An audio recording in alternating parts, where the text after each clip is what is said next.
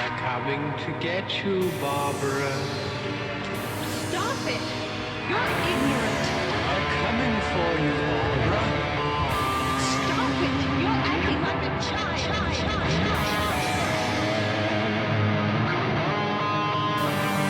I'd rather not spend the rest of this winter. Time to make fucking count! Hello and welcome to Cemetery Screening. Hello, you right? I'm Harry, I'm Rob.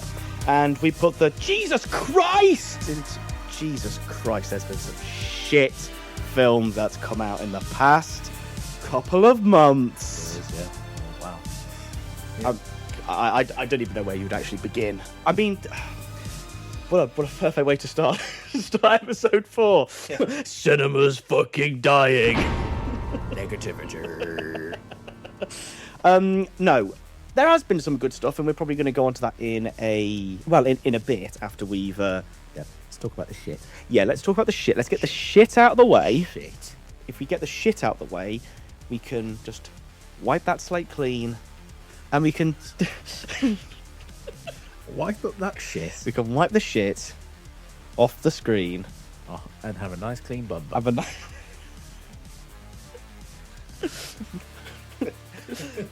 the R screen.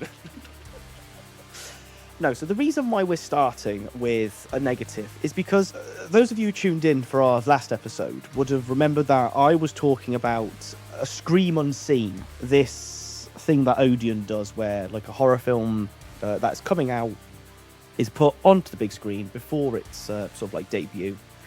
And the problem with this is they always do it on really stupid days. Yeah, it's like Tuesdays. Yeah, like a really, really, really stupid day. Rob, lovely. Rob has never been to see one. No. And I was like, oh, hang on. Yeah, There's one coming up. there was. I said, hey, shall I book this up? Oh, I tell you what we were hoping for. Backrooms, wasn't it? We were hoping for Backrooms. Might talk about that a bit later. But yeah, we were hoping for Backrooms. And they were teasing it, weren't they?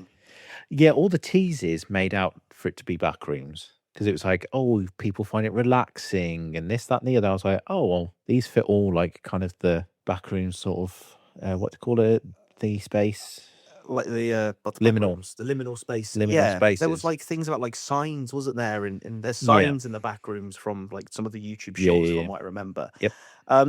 Anyway, we were hoping for the back rooms, but wow, we were hoping for anything, weren't we? Yeah. Apart from what we actually got. Yeah, I did see some sneak peeks of Undertone in the film, and I remember seeing little snippets of trailers and reels where people saying it's amazing, it was great. I saw it at the film festival. It's so haunting, and there's so much. So when I saw it, I was like, oh, great! Yeah, it's Nice slow burn, creepy film. Yeah, they were really, really singing its praises about the fact that it's like it's a new genre of horror. Yeah, they made out like it was going to be sort of The Exorcist, but modern. That's what I got. Yeah, A24 is the distributor. Sorry, what fucking small film company didn't have their fucking logo at the start of that fucking film? How long wasn't it? So it must have cost about like 9. Usually at cinemas, it's half an hour of adverts, then a minute of like distribution companies. This must have been going on for about 3-4 minutes. of Logos. Yeah, it was like that there's a Family Guy sketch, isn't there, where I think is it Peter sat in the cinema and there's this new logo that comes on. It's like oh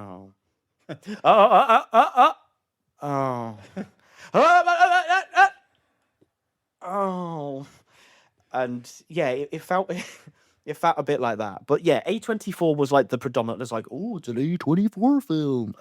What I think happened was filmed in COVID. It must have been filmed in COVID. Yeah, I get it's either COVID or incredibly low budget. I think it's filmed in COVID. Okay.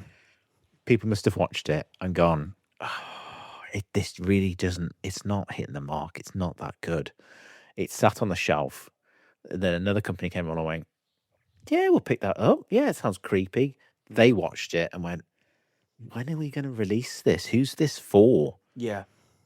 No streaming services want it. And then it just kept passed in the book, and I think it landed in A24's lap, and they went, if we stick A24 on it, people It's go gonna watch be- it. Yeah, it's going to be. I think that's exactly what happened. I mean, like you say, like the marketing behind it was. It was all about that fucking stairs. It was all about the stairs, and it was all about the. I think we need to go into spoilers. So, spoiler warning: if you haven't seen Undertone, Don't fucking watch it. yeah, you don't. Yeah, I wouldn't. So it's about. What's about a horror podcast? Funny enough. Ooh. Well, is it hot? It's kind of like No, it's a crime podcast. It's a true crime podcast, isn't it? I think it's like creepy. Creepy podcast. Is it- Creepcast. No, Hey, listen to that. Listen to that. No, Yeah, listen to Creepcast. Don't not listen to this. advertising other people's. Yeah.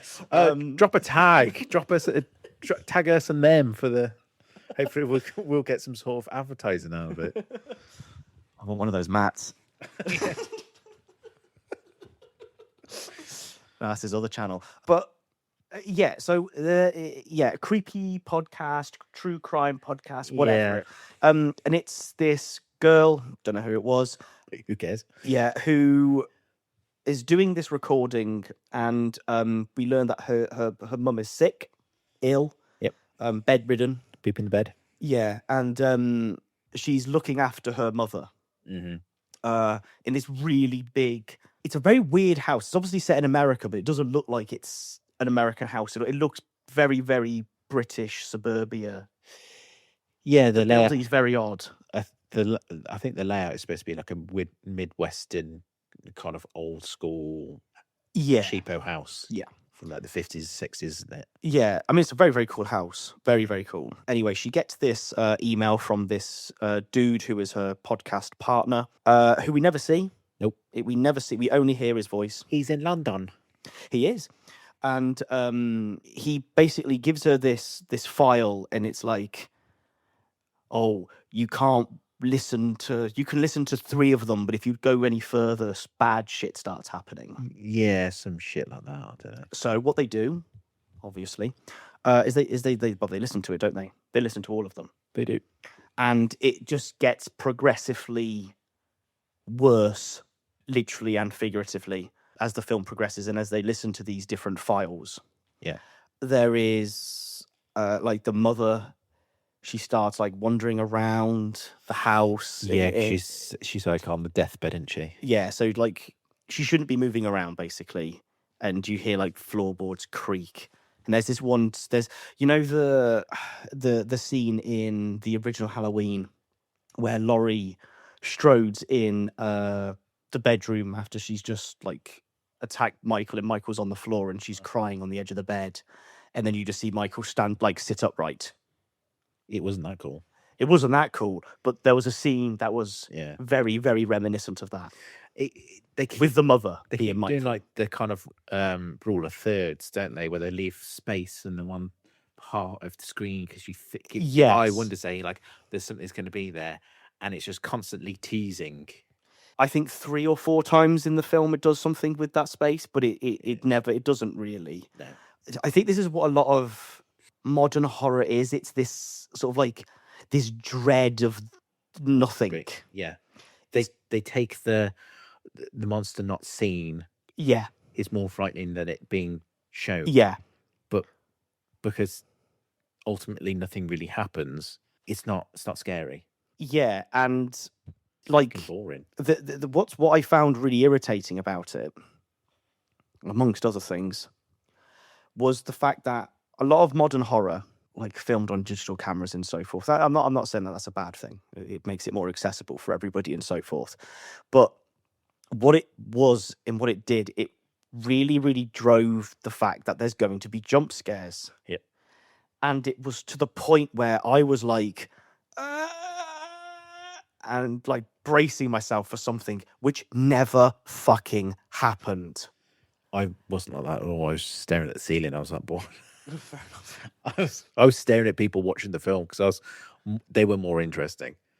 Yeah. Paint drying would have been more interesting.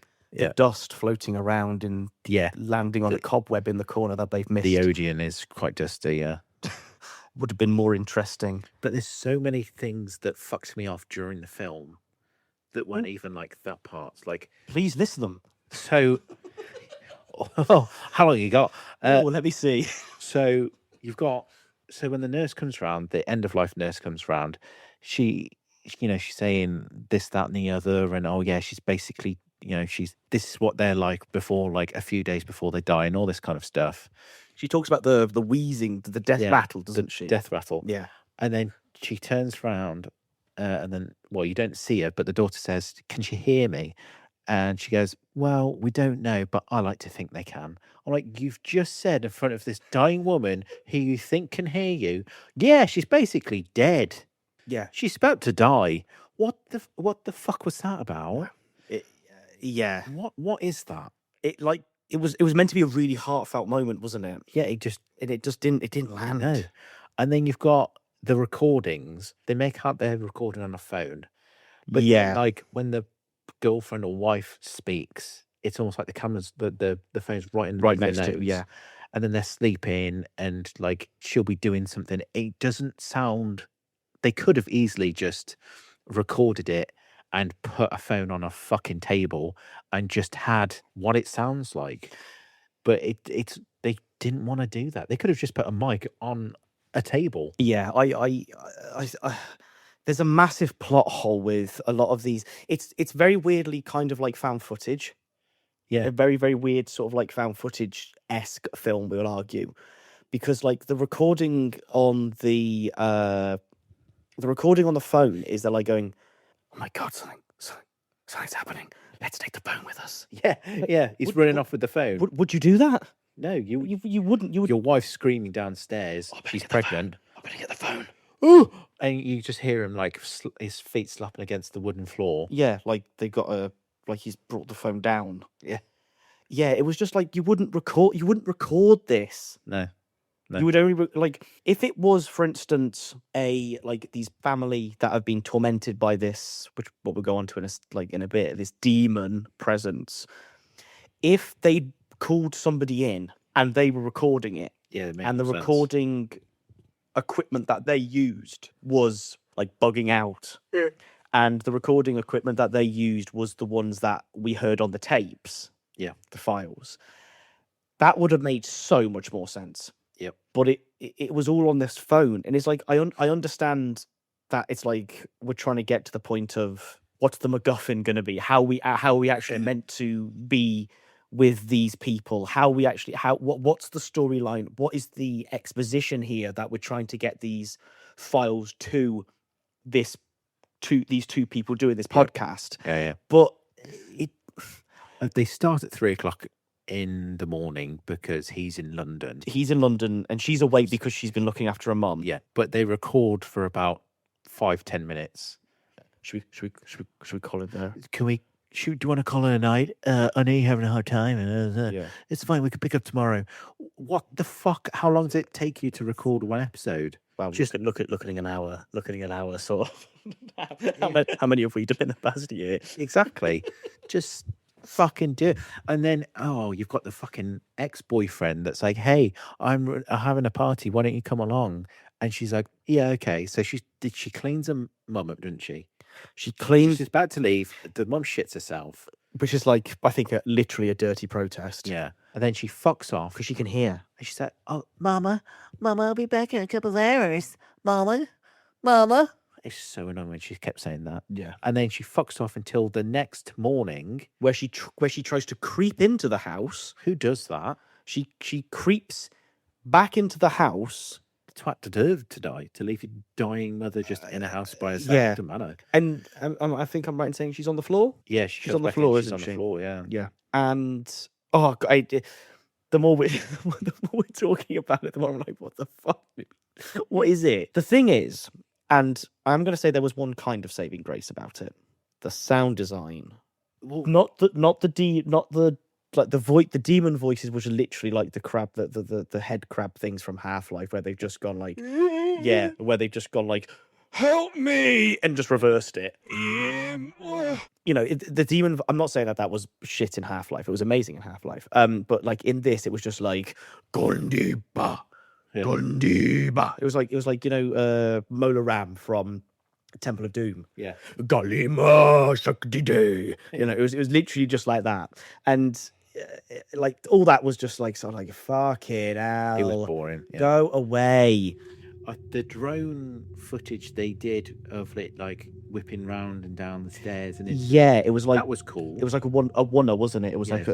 like she was sat on the she was on the living. Was she in the living room? Yeah, she was in the living room. Everything goes red and Yeah. turns on or some shit. So what I thought worked very, very well, and this is when I think this would have worked a lot better as like a radio play, or like a podcast, like an actual sort of like, oh, we're making a podcast, but it's, you know, like a Garth Marenghi type situation where it's like, oh, I'm Matthew Holness and I'm playing Garth Marenghi, but I'm going to become Garth Marenghi for all of this. Yeah. And Garth Marenghi is going to be my sort of stage name, but he's meant to be a real person. Yeah, like almost like a War of the Worlds. Yeah, exactly. Radio. Yeah.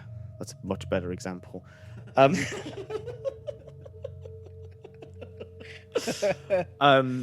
But yeah, the idea of like them actually recording a fake podcast, and then what we listen to is the audio of the film. It would be really interesting to just actually listen to the audio of the film. Because like we were talking earlier about the mother dying, the death rattle is in it, isn't it? Like you hear the death rattle. Yeah. I'll be honest with you, that was a bit uncomfortable. But I think it was because it was so ear-piercingly loud. Yeah. But yeah, so what happens is like we get all this ambient sound, and it's really, really weird how noisy this empty house is, because she puts the headphones on, these like noise-cancelling headphones, and everything just goes... I think there is literally an audible like... Yeah, that's the point, isn't it? Of nothing. And you are now in her like head, aren't you? You're listening to what she's listening to. And everything, like she's like looking around and you see her surroundings and stuff, but it's like a door opens, but you don't actually hear it opening. Yeah. Because of the noise cancelling headphones. I thought that worked really well. But then they did it too many times. And then it was like, oh, we're expecting something to happen now. Nothing happened. Yeah. And when something did happen, it was fuck all anyway. Yeah. So I think we should just talk about the ending. Yeah, the Paranormal Activity ending. I said we. Rob's going to talk about the ending. Yeah, so the house goes red. They have callers on the podcast, and then the woman's crying, and she hits her baby up against a furnace that she's got in a plastic bag, and you just hear this wet slapping. Yeah, and that's one of the tapes, isn't it? It's in one of the files, isn't it? No, he researches it, doesn't he? Yeah, he researches it, and he talks about it, and then somebody calls in and does the same thing. That's it, yeah. And it's like because she's pregnant, and this demon doesn't like pregnant women or some shit. Yeah, because it's like an old, I don't know, fucking Babylonian demon woman who got forsaken by God or some shit. And then she goes upstairs, and then the mum's in the bathroom door, and we view it through the mirror. I think we do. She walks backwards towards the door with her arms outstretched, and then we just hear her screaming and like tumbling around. So it's literally just Paranormal Activity, just done worse. Yeah, and everything goes red. Yeah, everything goes red, and then the credits roll. Before that, there's the wallpaper. Wallpaper. So they talk about this house, or they do this research on this house where all this shit happened. The same thing that was happening with the baby in the furnace happened in the house where these tapes originated from. Yeah. But then we find out that the house there where everything started is the house that they are in. I don't know. And they peel the wallpaper back, and there's all these like demonic. Yeah, she symbols.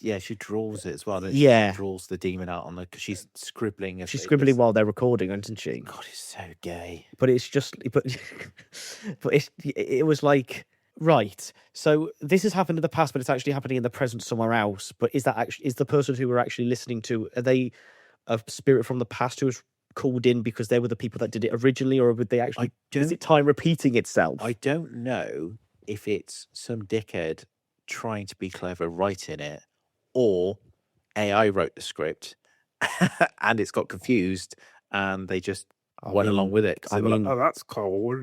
Yeah, I mean, I wouldn't in this day and age, I wouldn't put it past people. Yeah. Can you just spell check it for me? Okay. And just changes absolutely fucking everything. Yep. But yeah, Don't bother. yeah. Thankfully though, it hasn't turned Rob off doing these scream on scenes. No, not at all. I It's mean, sometimes you got to sit through the shit to find the gold. Yeah. Literally like going through a sieve, isn't it? Like panning for gold. But yeah, that was fucking dire. Yeah, I mean the seats in Odeon aren't very, tall people friendly. No, but it's what's really strange is like the last one I went to was They're Gonna Kill You. Was it that one? Yeah, that was the last one I went to, which was fun. I really enjoyed it. It had Draco Malfoy in it. Talking to Draco Malfoy. Yeah. No, we'll go on to that in a second. But like, I went from like Send Help to They're Gonna Kill You to Undertone, and you're just like, shit. Yeah. No wonder these are sometimes cheaper. I think the week after that was the Hockram. Someone I worked with went to go see it. Oh, the Irish horror with that really creepy looking ping pong eyed man. Yeah, they were hoping for like Wicker Man, but Irish. Yeah. And they said it was terrible. They said it was not worth watching. Yeah, I've heard a lot of mixed reviews about it because, like, again, the trailer for that, and I remember showing the picture to a couple of people in like the image of this ping pong. Well, it's Hockham, isn't it? This thing, and it looked terrifying. Yeah, and like the way that the trailer's been like edited and so forth, it looks very, very scary. Yeah, like very, very scary. But yeah, then you said that, and I was like, very much a wait till it's on Prime sort of thing. Yeah, late night, draw the curtains. I don't know what else to watch. Should we watch it? Let's, good. And then you go, well, that was a waste of 2 hours. Yeah. You go to bed and doom scroll for a bit before going. Yeah, that's it. Doom scrolling. Yeah. I think you're real. Watch it. It's a frog farting. I know. It's you. It's you. You're always farting. Ribbit.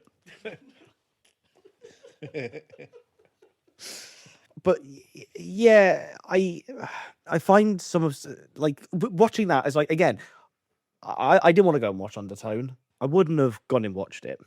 No, I mean if it said cinema in the cinema Undertone, I think that's what they usually do, isn't it? I'm surprised I haven't seen an advert on like Prime or Netflix or something. Yeah. It's interesting because like I mean. Project Hail Mary is already on Prime, by the way. Yes, it is. Yeah, it is. So it hasn't come up as like recommended or anything. No. So I think they went tax write-off. Yeah. Let's see if we can get some money back. Let's see if we can claw something out of this. Next Arrow release. Next out. Oh, here we go. Undertone. Can't wait to hear the director's commentary about that. Yeah. Through a podcast. These two jackasses ripped it apart. Yeah. I think they were, what were they called? Cinema screening. Cement something. Whew, got out of that one. But yeah, so no, we were talking about Draco Malfoy, weren't we? Yeah. That really reminds me of it doesn't really remind me. I've really over the past couple of like times I've been to the pictures cinema. I've been noting down the really, really bizarre adverts that you get that are there not to advertise a product, they're there to advertise the film. Yeah. Do you want to talk about the Draco Malfoy? Yeah. Draco Malfoy. So it's obviously, I can't remember his name. No, I can't either. Should we find out? Oh, okay. Hang on. Tom Hiddleston? No. Tom. Something like Tom. Felton. So do you want to talk about the Draco Malfoy advert? Tom Felton. Yeah, Draco. It's called Tom for now on, shall we? Tom. 2 space age doors open up, but with Harry Potter-esque music behind, and they're wearing futuristic Harry Potter robes. Yeah. He walks in and she asks him if he's looking for car or some shit. The room is full of steering wheels. Yeah. A massive room.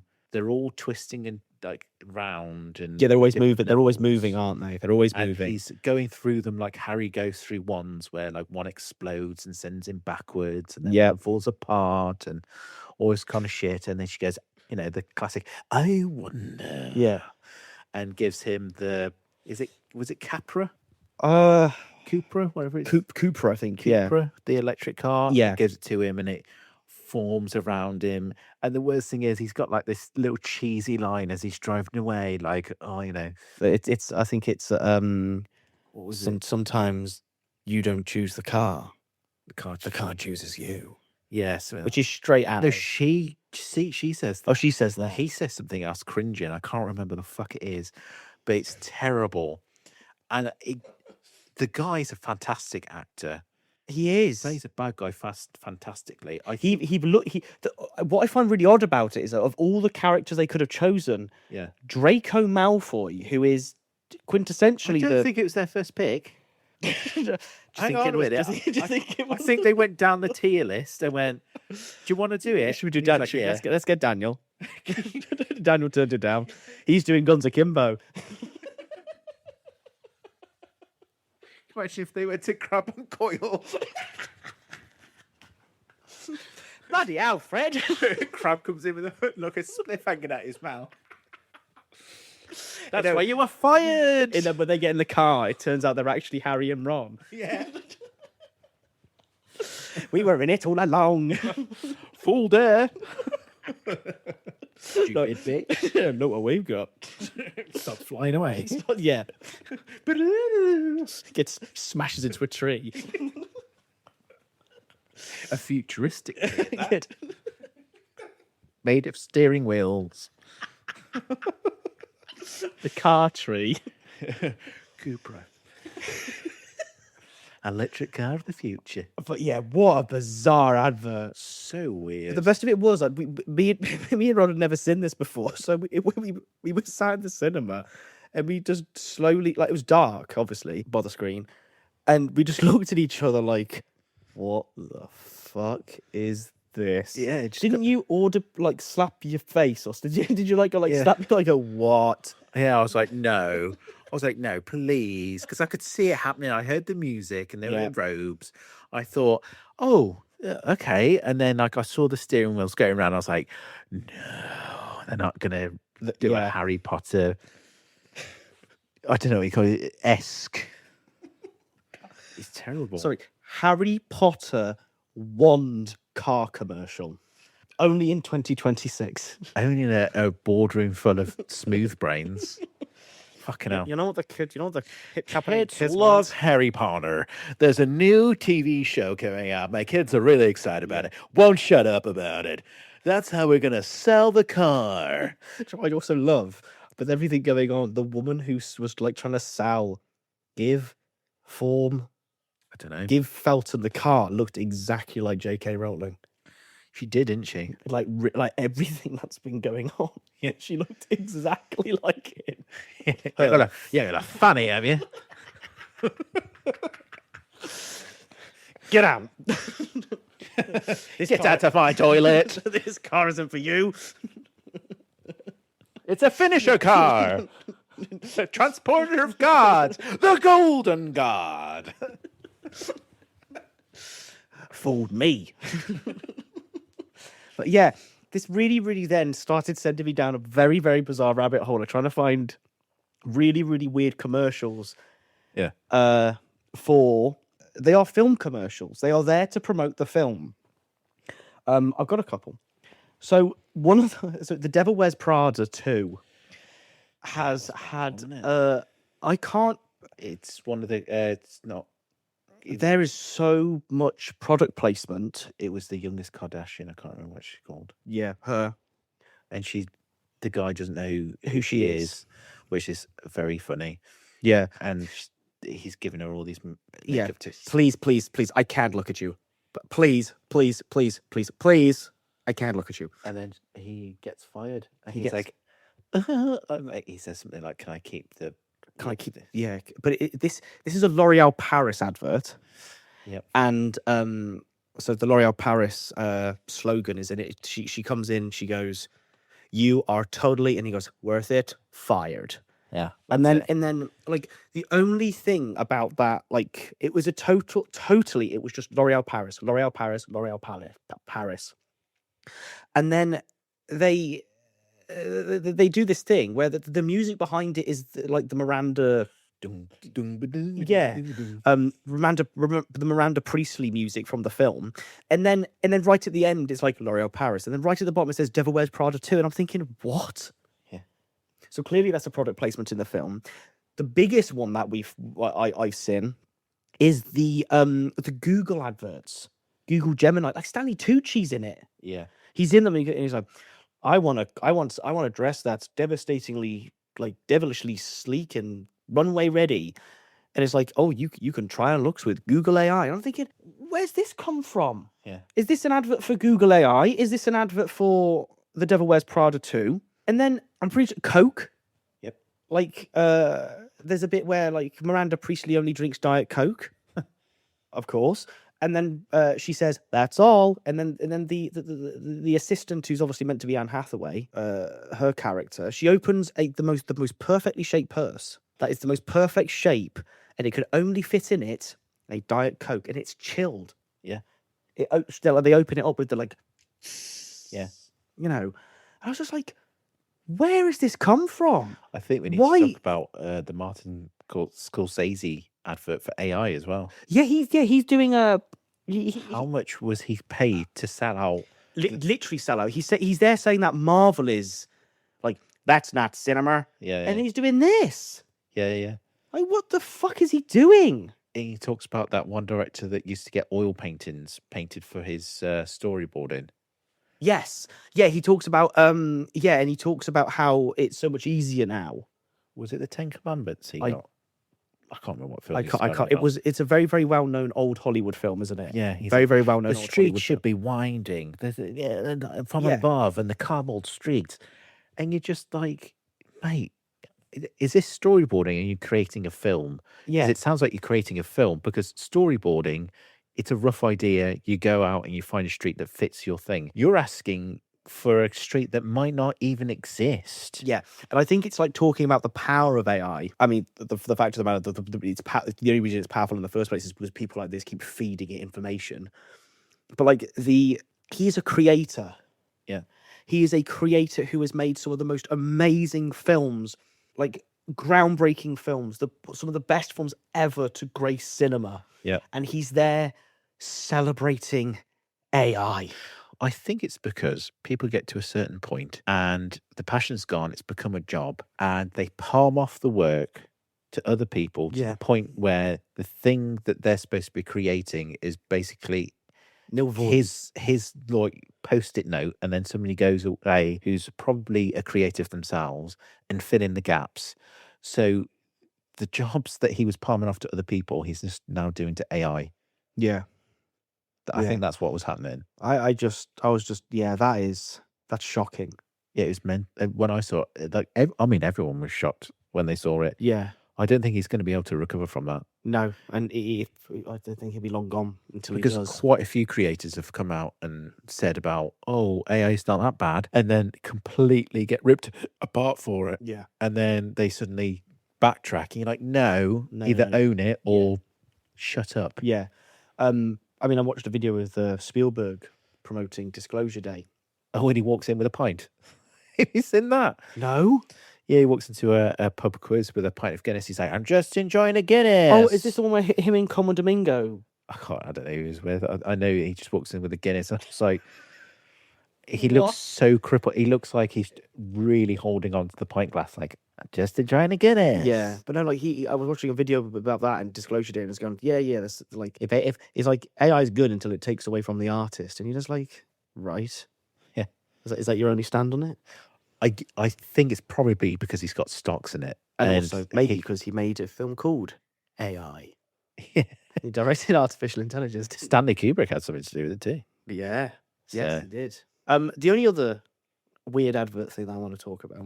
And this, I think, is a little bit more tasteful than the, L'Oreal Paris, the Google AI, Google Gemini, whatever it's called. And it's the IKEA advert. I can't remember the IKEA advert. The IKEA advert that is promoting the back rooms. That's the last thing I thought would. So they've done, and like they've got like Billy Bookcase. They got like, but the background is the back room's carpet in the back room's wallpaper. So they're selling it. There's nothing else. It's just a Billy Bookcase, a Schwarkender chair. I'm just like, that's creative. I quite like that. But that's not the only bit of back rooms advertisement I've seen. Yeah. A couple of years ago, you might remember that there was like a phenomena where like this 2001: A Space Odyssey-esque Charlie and the Chocolate Factory chocolate bar thing appeared in the middle of the desert, didn't it? Yeah. And then loads of them started appearing. Yep. And then they were like they disappeared. I feel like these random raw sausages that keep turning up in this. I can't remember where it is, but there's a place in England where these random like pile of raw sausages just keep turning up and then getting taken away, and then more sausages come like are there. But for those of you who haven't watched The Back Rooms, it's based on the YouTube shorts. It's directed by the original creator, and he does the music. It's a very, very, very, very like Iron Lung. A lot of people were there watching it because it's a YouTube personality. A bit like Obsession. A lot of people were watching it because it's a YouTube personality. Obsession is like meant to be like apparently like the biggest like net profit film ever made because of how low the budget was. It has annoyed me that the lead actress has come out and said, I've only been paid 20 grand for that film. Yeah, and then there's one of the producers or something said you've been paid $300 a day. Yeah. Without travel expenses and all that shit. It was an indie produced film. It was a shoestring budget. You have just killed any sort of kind of joy, because now everyone can just think, oh, you got fucked over, but you haven't been fucked over. You're a part of something that hasn't happened in a long time. Yeah, something great. And that's on your resume, and you've just shit on it by saying, I wasn't paid enough. Instead of being like, oh, the magic was there, and I hope that I can have another kind of project with him and all this kind of stuff. Why the fuck would he ever have you on the same film set if you're going to fucking moan? Yeah, and I also find it very, very interesting that again, they're moaning about money. Yeah. But surely you're an artist, you're creating something. You've created something beautiful. Yeah. You've created something that has had such a profound impact. Like, I went to see Obsession. I've seen Backrooms as well. And, like, it's fucking creepy. Like, really, really creepy. I wouldn't say it's like one of the best horror films I've ever watched. Probably one of the best horror films I've watched in recent years, brand new. Yeah. But there's some like the creative elements that they've done, because it, like, again, the budget was so small. The effects that they did, amazing. It's like, I don't want to spoil it. I want people to go out and watch it because like it's toe curlingly cringy. Yeah. In both cringy ways and in like, oh my god. Yeah. Like this is making me feel uncomfortable. Yeah. And like you said, they're moaning about money. You're an artist. You shouldn't give a shit about that. Really. But if it went the other way, they'd be, well, it's not about the money. It's a great experience, and I'm really glad I did it. True. Yeah, we had a lot of fun. Double-edged sword, isn't it? It is. I just don't know why you wouldn't be just celebrating it instead, that you've helped create something that people have enjoyed and connected with. And in a time where massive blockbusters are flopping really hard, including the one we're going to talk about later. Yeah, it hits home run. Yeah. You've done what people in the like mid-60s into the 70s did. Yeah. They made something on a shoestring budget. Look at Texas Chainsaw Massacre. Yeah. See, it's the exact same Easy phenomenon. Easy Rider. It's the exact same phenomenon that's just happened. Yeah. And you were paid a little bit, but look at how much screen presence in like people interviews you're getting now.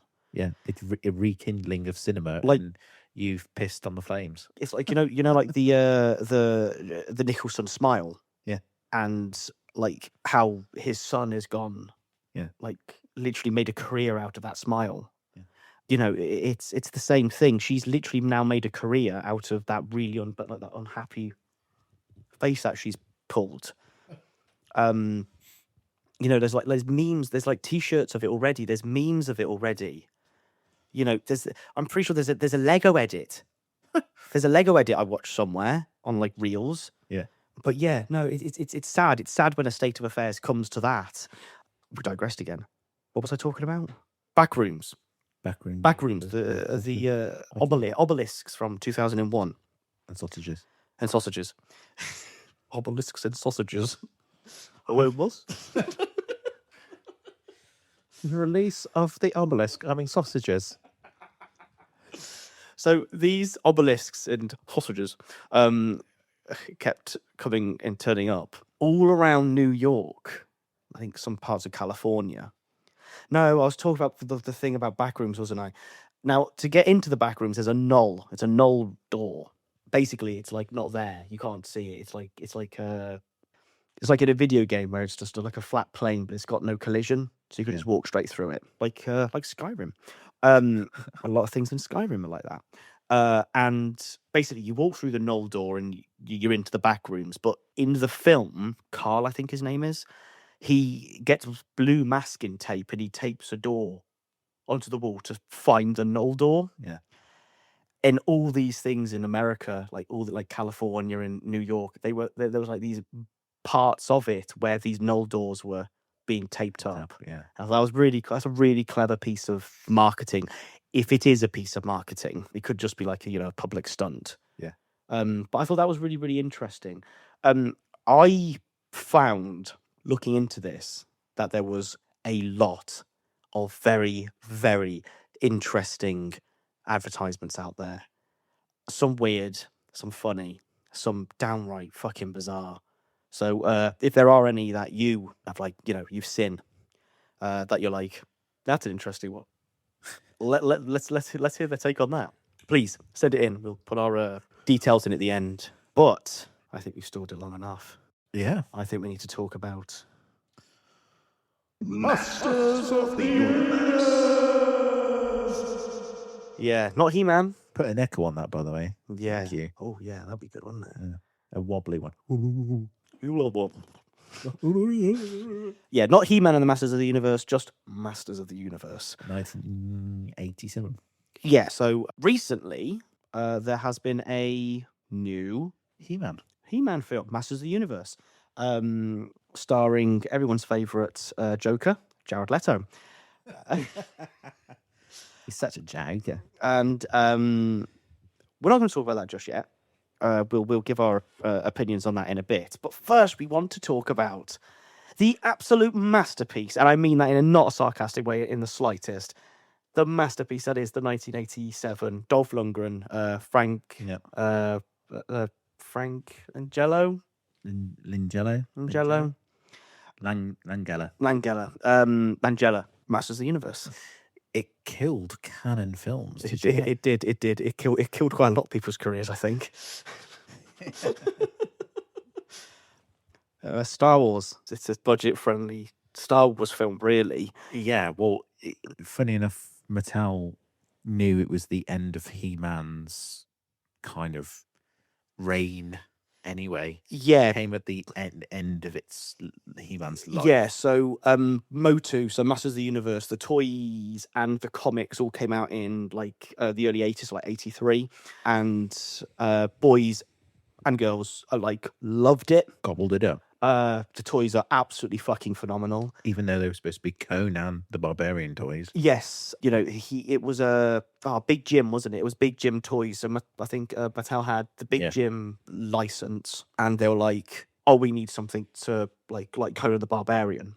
Yeah, and they decided to make He-Man, but He-Man was just like it was like a board executive just came up with a name just off the top of his head after I think he was reading like a wrestling comic or a wrestling book or some magazine or something.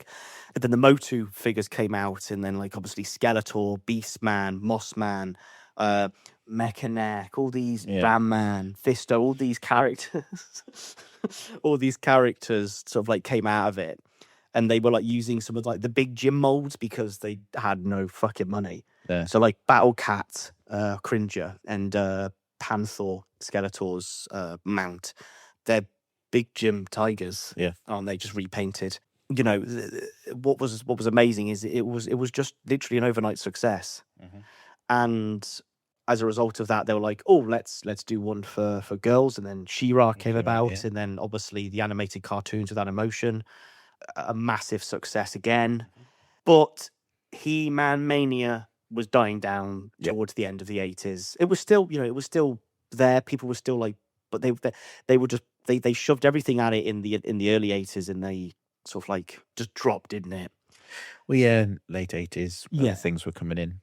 So then, a last ditch effort, they decided to make Masters of the Universe. Masters of the Universe, and He-Man, Dolph Lundgren. yeah, Dolph, was I think it was the Toys That Made Us, the little documentary about Kenner and Star Wars toys and He-Man toys and like Barbie stuff as well. And the executives were like, "Oh, Dolph can't play He-Man. He's nowhere near buff enough. He won't fill out the suit." And you're like, "Well, you'd make the suit fit him." Yeah. I've got so much admiration for this film. Yeah. I love it. It's fantastic. Did you know that Dolph Lundgren in his contract had he was allowed to do the lines 3 times Before they got someone else in. before they dubbed it, and because it obviously ran out of money, Yes. they couldn't dub it. Yeah. Those of you who have watched it know what we're talking about. I believe it's like nearly 95% of Dolph Lundgren's lines have been redubbed by him. Yep. But you can tell that they've been dubbed, especially near the start Yeah. when they're on Eternia, because it just sounds. Yeah, It just sounds odd. he doesn't like the film. He says it's No, he by the doesn't. lowest point. But funny enough, Frank says, well, he said passed away. He's now. passed away, sadly. Yeah. It's one of his favorite films he worked on. He even worked out because he wanted the original Skeletor costume. He wanted to be bare chested and Oh, so he wanted to look like the blue Skeletor that we know from the comics and the because his action son was a films. massive He-Man fan. Yeah, he did it mainly for him, didn't he? From what I remember, yeah. But he had so much fun doing it. You can tell, though. Oh yeah, You can. That man is having the time of his fucking life. He is like. I'm going to say this right. The look of Skeletor in that film is so fucking cool. yeah. It looks amazing. It looks like a guy who's had his face melted off. Literally, it's like It's not skull. It's no. a melted face. Yeah, and it like, okay. It's one of those, it's a late 80s film where the prosthetics are absolutely fantastic. Okay, you can tell that is a man In a plastic. in a suit, but every single part of Skeletor has been like so. Every part of Langella's face has been covered in this white, thick, probably really uncomfortable prosthetics. The only way that he can act without saying lines is with his eyes. Yeah. And he fucking kills it. Yeah, how he like looks around. and Yeah, stuff. there's a part in it where he's like berating these like his like sort of like minions, his like bounty hunters. Yeah. And he's berating them so much that his eyes are just darting everywhere, and it just like, oh my god, this is fucking amazing. Yeah. It's so good. Did you know the Stormtrooper guys? Skeletor's it's not it is Skeletor's army, isn't it? Yeah. Yeah. Do you know they're supposed to be robots? Is that why sparks keep flying out of them? Because Mattel didn't want He-Man to kill anyone. Of course, because he doesn't kill humans, does he? He kills, So they went, oh, abominations. robots. But it works, doesn't it? They look like the those ones from I've not seen the series. The Mandalorian, those like things with the red eyes, the robots that are in there. And I think Luke comes along and kills them all. Oh, I can't They remember. look like that. But He-Man has a gun. Yeah, he's got a gun. Yeah. He has a gun that Everyone's got a gun. everyone's got a gun. Man-at-Arms got a shotgun, sawn-off one. Man at arms. It's like a Smith and Weston thing, isn't it? Like a, what do you call it? It's an old west. It's a repeater. Yeah. Yeah, it's a sort of Winchester? a Winchester repeater. It's sawn off though, isn't it? It's a short barreled. Just a repeater. But he's very, very Western orientated. He looks like Sam Elliott in a Tombstone. He does, yeah. Big, Just that moustache. yeah, huge mustache. Plays a good part, I think. Yeah, fantastic part. Those are rib bones. You've got Tila, who is in arguably one of the most uncomfortable outfits that I've ever seen in my life. Yeah, like a plastic thong thing. Yeah, I just love the idea of the fact that it's like, it's not 80s enough. Yeah. It's not. It is. You can't have her walking around in just a leotard. No, let's cover that up. What with Armor. an armor. What, and that's too much armor now. That's too much armor. We'll turn into a thong. Yeah. Perfect. Imagine trying to sit down with that. It would just like you'd sit down and then it would just get pushed up. You would stop. Yeah. You would suspend yourself. You would perfectly suspend yourself. And then you've got everyone's favorite little wizard, Gwildor. Do you know a year after he did Willow? He did, didn't he? Yeah. Yeah. They didn't have the budget to create Orko. So they made Gwildor, who has become a fan favorite. I love Gwildor. He's hilarious. I was going to share. It's when they're sneaking around Skeletor's castle in is it in Snake Mountain, or is No, it? It's not. Castle Grayskull. It's Castle Grayskull, isn't it? It's the only set they have. And he's they're all sneaking around, and they've told everyone to be quiet. He goes, and then he just goes like, "Where is this place?" It's like, shh. Oh, I'm sorry. It's so stupid. He is stupid, but it's so good. It's so good. Yeah. We also cannot talk about that film without discussing the fact that they did run out of money. Yep. And they ran out of money whilst filming it.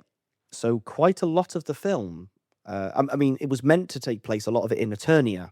Yep. That didn't happen. It was mainly shot on location In Jersey. in New Jersey, on Earth, with a young Courtney Cox.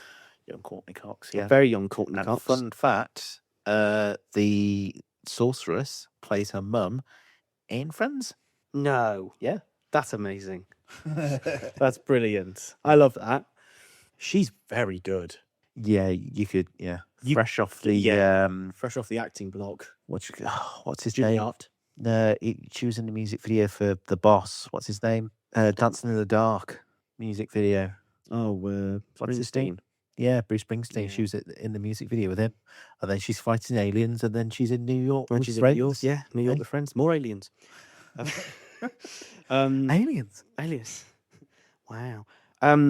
But yeah, she plays. I can't remember her character's name, but she plays this daughter of hers whose parents have died Plane crash. in a plane crash. If I would have only got up and told them. They Told them- they went on holiday And she because did- she wanted to stay home with Kevin, her boyfriend. Yeah, playing the synth. Yeah. Who- I love how they're at the grave, walk away, and then they find They found the object. They found the artifact. Don't they? the cosmic key. Yeah. Oh my god! It's just like your must be dead so- parents are just over there. Yeah, what I also love about that is the fact that the first thing that Kevin. says is, it must be one of those new synth machines from Japan. Yeah. Ba-dow, ba-dow. What a cool prop that is. It is, isn't it? It's so fucking Great, cool. great noise. But it's just a Pringles tube with a load of like keys Shit on on it. it, yeah. That's all it is. But again, timeless. The cosmic key. And it like you press all the things on it, you go wah boo wah wah, and then it like fucking like this prism. An aurora borealis. Yeah. This part of the world, this time of day, all in your kitchen. Yes. Localized to this graveyard. Can I see it? No. Don't.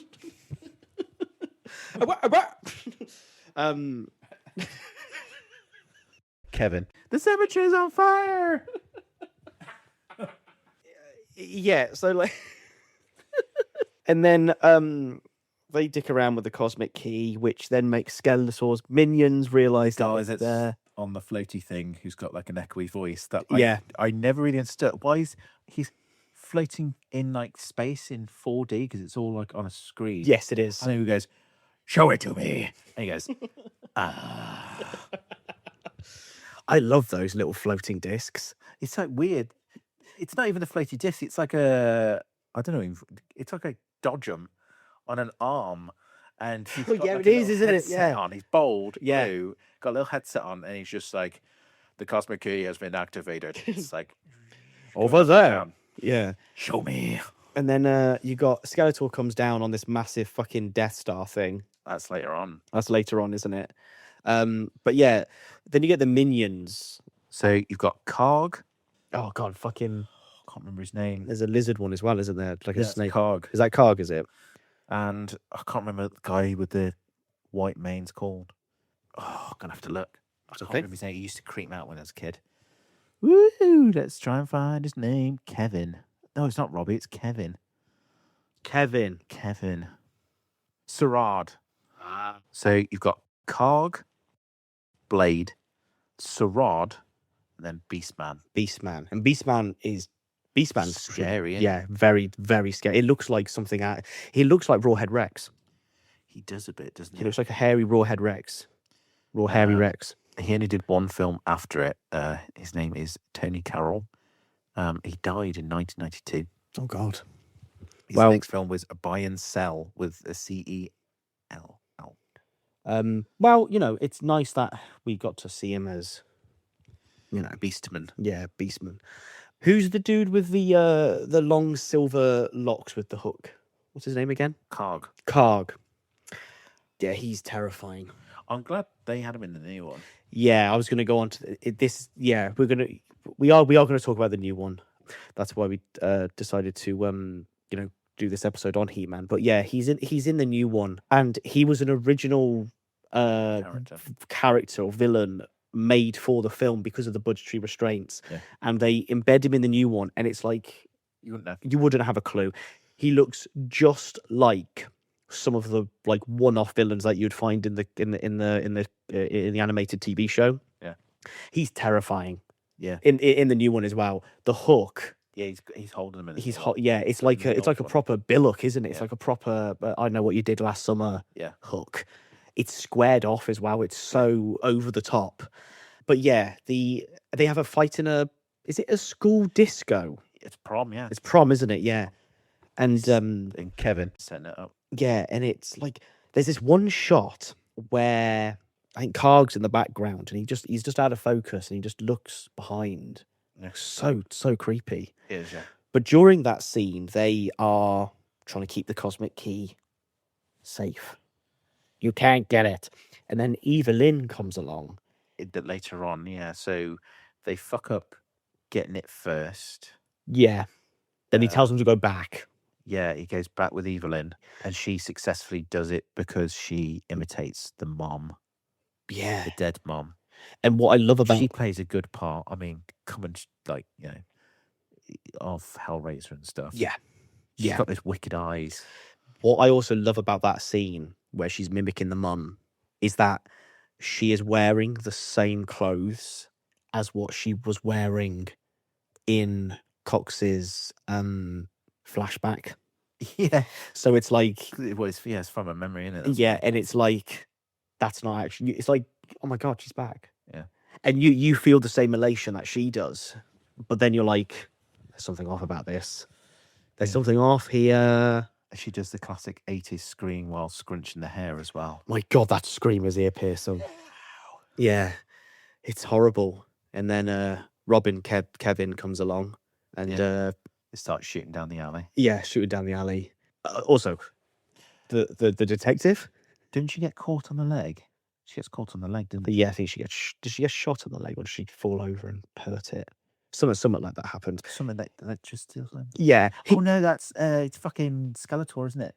When they get on the roof and Oh yeah, that's it. and she catches that Yeah. on the leg. And then He-Man's here, Man at Arms is here, and Teela's here at this point. Like Yeah. they are helping. They're out the front fucking killing robots in the music store. Yeah. And then it's Skeletor comes through on The Death Star the Star Destroyer looking thing. it. I tell you what it looks like. It looks like what they take out to the Sarlacc pit. Oh, it does. It looks like I don't know, called Jabba's. Jabba's barge. Yeah, It does look like Jabba's barge. Just black and red. yeah, with the big disc at the back. Yeah, and again, it's all practical effects. Yeah, It's all practical. that thing's there, And floating through a city. floating through a city, and I believe they made it just wide enough so it was just a little bit bigger than the road, just to give it like some sort of like screen presence. So Skeletor gets the key. Yep. Uh, Shocks thingy. Shocks, Cock. Courtly Cox. And then they're stuck in the past without He-Man. Not the past, on Earth, without He-Man. And the Quilder finds out that Kevin, I didn't know you were a music master. Yeah, that's it. He can. Yeah, go on. You do it. He gets some keyboard. Wow. Yeah, he plays it perfectly, doesn't he? Yeah. Gwildor also customizes a Cadillac Yeah. to run on the fuel of Eternia, which I love. But throughout all of this, James Tolkien's been in it as the detective. Yeah. Who You're a slacker. Yeah, who, you can't. He's brilliant. Yeah. He's absolutely brilliant. It's the, like, highly wound detective. Yeah. Lasers, Yeah. explosions. He's got a shotgun that never runs out of ammo. Yeah, fucking amazing. And he's like, yeah, they're fast. Like constantly. But when they make the portal back to Eternia, back to Grayskull, yeah. But like half of the cars there, Yeah. in Terminator when the That cuts it off. it like where so like in Terminator 2 where they It's the ball. yeah, where the like orb and it's like it cuts the perfect circle of the truck. Yeah.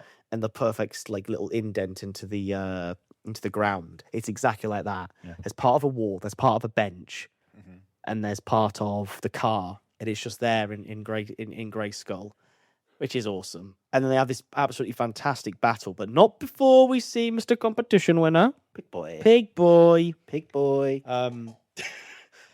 Do you want to tell them about the story of Pig Boy? So they had a competition, and if you won, you got to be a character in Masters of the Universe. I mean, who would not? Which kid wouldn't want to do that? So a little boy won, and then they had to think of, on a shoestring budget at this point. Probably like $3. Yeah, had to think, what the fuck are we going to do with this kid?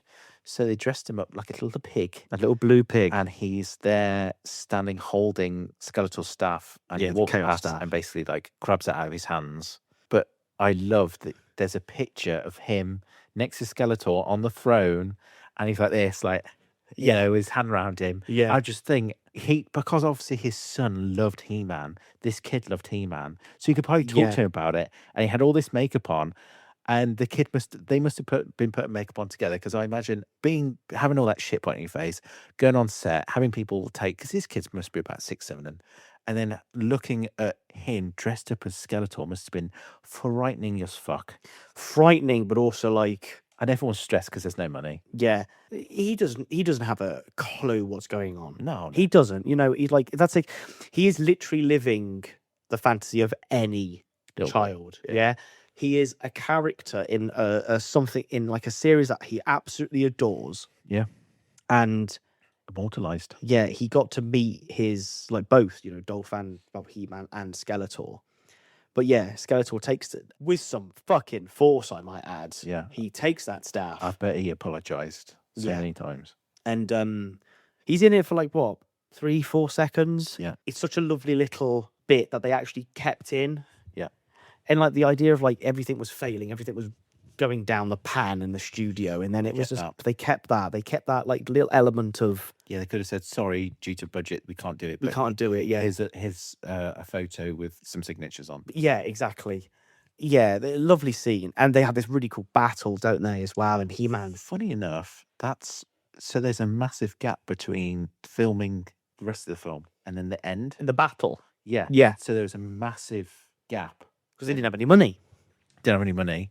And that's why the fight scene's really weird, and they're kind of like in their own little world doing it slow motion with lights and fog and stuff. Yeah, because it Budget constraints. Yeah, because it like goes from Castle Grayskull to this like weird back room it's black, isn't it? Basically. Yeah, they just basically turned off all the lights and put like a little spotlight on them with some fog. Yeah, yeah. That's where we see Skeletor, God Skeletor. God Skeletor, cloaked in gold. Gold. I love that speech.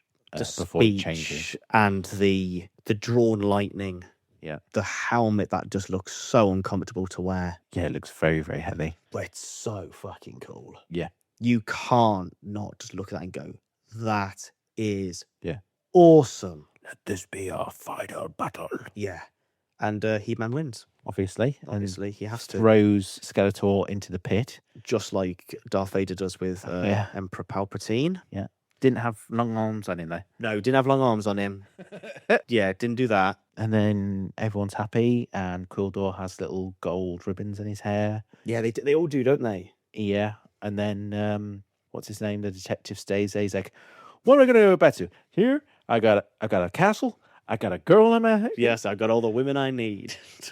He's happy. He's happy, and he's dressed like Caesar. He is, yeah. He's dressed like Caesar. Gwildor then, I believe, sends Courtney Cox back, And Kevin, yeah. and Kevin, Robbie Kevin, to the day of her parents' is leaving. Yeah. So she wakes up, nicks the map and everything and keys. And they're like, what are you doing? Yeah, that's it. And then she runs off, and Kevin meets her, and they're like, it wasn't a dream. And then she's got this orb Yes. pendant, and they look into it, and there's Eternia. There's Dolph Lundgren saying, I have the power that gives you goosebumps at the end. And then they play the music, and it swells. Credits roll. So you don't need to watch the film now. No, you don't actually. But End credit scene. in credits, Skeletor pops out some red liquid and goes, I'll be back. yeah, I'll be back. He's like, yeah, it cuts really weirdly, doesn't it? It does cut oddly. But yeah, no, the original 1987 He-Man, Masters of the Universe is fantastic. what if I told you it had a sequel? No, What if I told you it had a sequel? I would want to watch it. Yeah? Yeah, What if I told you it's got Van Damme in it? I still want to watch it. What if I told you that film is called Cyborg? Oh, fuck off. So Oh, script- no. script was written. no. The script was written. I take it back. Obviously, Cannon went under. It Yeah. flopped. They Yeah, had it the did. script. It did flop. They had costumes. Fuck. And they went, what the fuck are we going to do with all this stuff? So they rewrote the script a little bit and made Cyborg. Oh.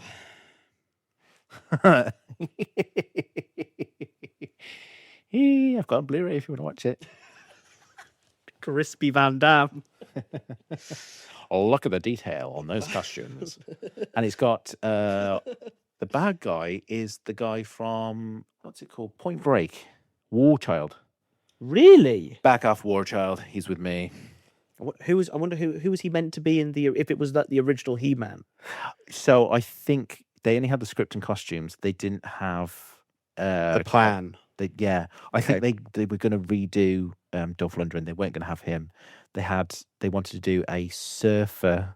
He-Man goes back to Earth undercover as a surfer. I mean, he does some absolutely fantastic air surfing on those little flying spheres. Not because spheres, little discs. I think Skeletor has infiltrated Earth somehow or some shit like that. I'll be back. And then obviously they didn't go with that. Yeah. So they rewrote it a bit and did Cyborg. Wow. Oh, how the mighty fall. Yeah. How the mighty fall. But all those years have gone by. What have I told you? That's not no. the first He-Man film either. Go on. They did an animated one. Oh yeah, they did, didn't they? They did it was a feature length animation one, wasn't it? Yeah. Yeah. Isn't that the hunt for the silver skeleton key or something like that? Yeah. With the original cast of the original animation, wasn't it? Yeah. Yes. I loved the original animation. It's good. It's dorky. It's fun. It's really the bits where you clearly they did loads of episodes as well, and I mean I didn't realize there was that many life lessons. I mean, don't let strangers touch you in weird places. Don't let strangers touch them. Now, folks, it's because it's usually Orko, isn't it? It's in Adam. Yeah. It's when Man at Arms does it. Yeah. Now remember, Yeah. if you can't fight your battles, find people that'll help you. Yeah. Cheers, Man at Arms. Some of those are weird. I think the weirdest one I've ever seen, where it's like a cartoon character or something like that giving advice. It's Super Mario saying about pulling back your foreskin to wash behind it. That is the weirdest one I've ever seen. And if you don't believe me, give it a Google. It's a little boy in a bathtub, And there's Super Mario next to him saying, "Don't forget to pull your foreskin back." Wahoo!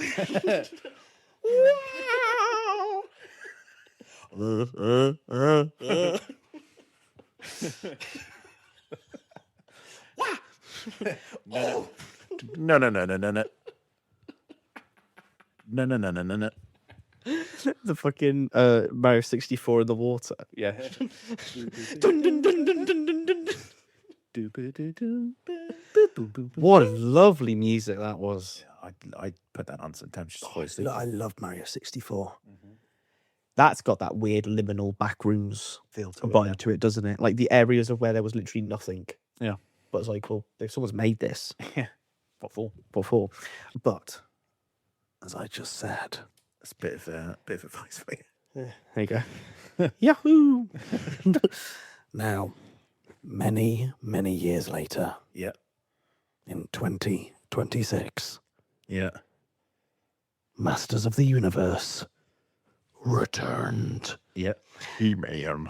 It's fucking phenomenal. It's great. I It's really enjoyed it. absolutely I amazing. didn't think I was going to. No, I didn't. I thought we were going to go in there going, this is cool. This is actually shit. I feel like they shot themselves in the foot by saying Jared Leto's in it so Early on, they It should was have like left. 2 years, wasn't it? Yeah, we knew Jared Leto was going to be in it, like right from the get go. Who is running to the fucking cinema to see a film with Jared Leto in it? But I'm going to say this right now. Please, all of you, run to the cinema and watch He-Man. By the time this comes out, it'll probably Probably out. yeah. Rent it on Prime. Yeah, rent it because Buy it. I'm going to say this now. Jared Leto is one of the best parts of the film. He does. It's just a really good Tim Curry impression. It's not Jared Leto. No, it's not. It's Tim Curry. But even the thing is with it, like the humor he does should be really, really fucking cringy. Yeah. But it's not. It works because I think they knew what they were going for. They knew. Do you know what I mean? Yeah, I think the best way I can probably describe it without like going into so many major spoilers, it's Thor Ragnarok. Yeah. It's not Thor Love and Thunder, which just went over the top and stupid and shit. I would It's Thor Ragnarok. It's kind of between Thor 1. Yes. No, he keeps like. Oh, and the really silly sort of like I'm the dumb dude kind of like Yeah. That's It's- very much like what He-Man's like. Yeah, putting his face into the glass and being knocked out and stuff Yeah. from like all of the Thor films. But then it's like Thor 0.15. Yeah. It fits in there really nicely. Yeah, It's it got does. silliness of Ragnarok, but then it's kind of grounded like Thor 1. Yeah, but like I cannot just. So Brian May does the soundtrack. Yeah. Oh my god. Yeah. So many times I was like, fucking hell, this is like Flash Gordon. Yeah. I feel like that's what they went for. Flash Gordon's hand up. People love Flash Gordon, yeah, even though it's shit. but you like it, But you like it. It's the good. soundtrack really helps. and obviously Queen was part of that as well. Yeah. And you've got Brian May, so lead guitarist of Queen, and it was you. It's like it starts off with this like literal exposition dump where Adam Nicholas Galzine, I think his name is. Adam is telling us, the audience, all about Eternia, what it was like, and this guitar riff is just going on in the background. You're like, "Fuck yeah, this is awesome!" Yep. There's this so cool scene where they like talk about the sword of power, and it does that perfect 80s spin. Yeah. Perfect 80s spin. And it pauses. And then the power of the god, and he kills these fucking he kills galaxies with this sword. Yeah. These galaxies in the shape of people and like creatures. And then it talks about like who his dad was, who his mom was, who Man at Arms was. It goes into his childhood where he was doing arms training with Man at Arms and young Teela, and his dad looked like he didn't care because he was making a fool out of himself. Yeah. You also see a baby Cringer, just saying. And Cringer talks. Cringer talks. Yeah. Really well as well. It was strange how they got him talking. I thought there's going to be a lot more talking in it. I don't know if it's kind of setting it up if they do another one. Yeah, which we will go on to. So we see a little baby Cringer. Oh, it was Kristen. The robot was Kristen Wiig. Yes, it was. I didn't know fucking Kristen Wiig. Did you not? No, yeah, it's her. That makes sense. The No. BattleBot. Roboto, yeah. So yeah, Cringer, we see Adam when he was younger. We see the sorceress.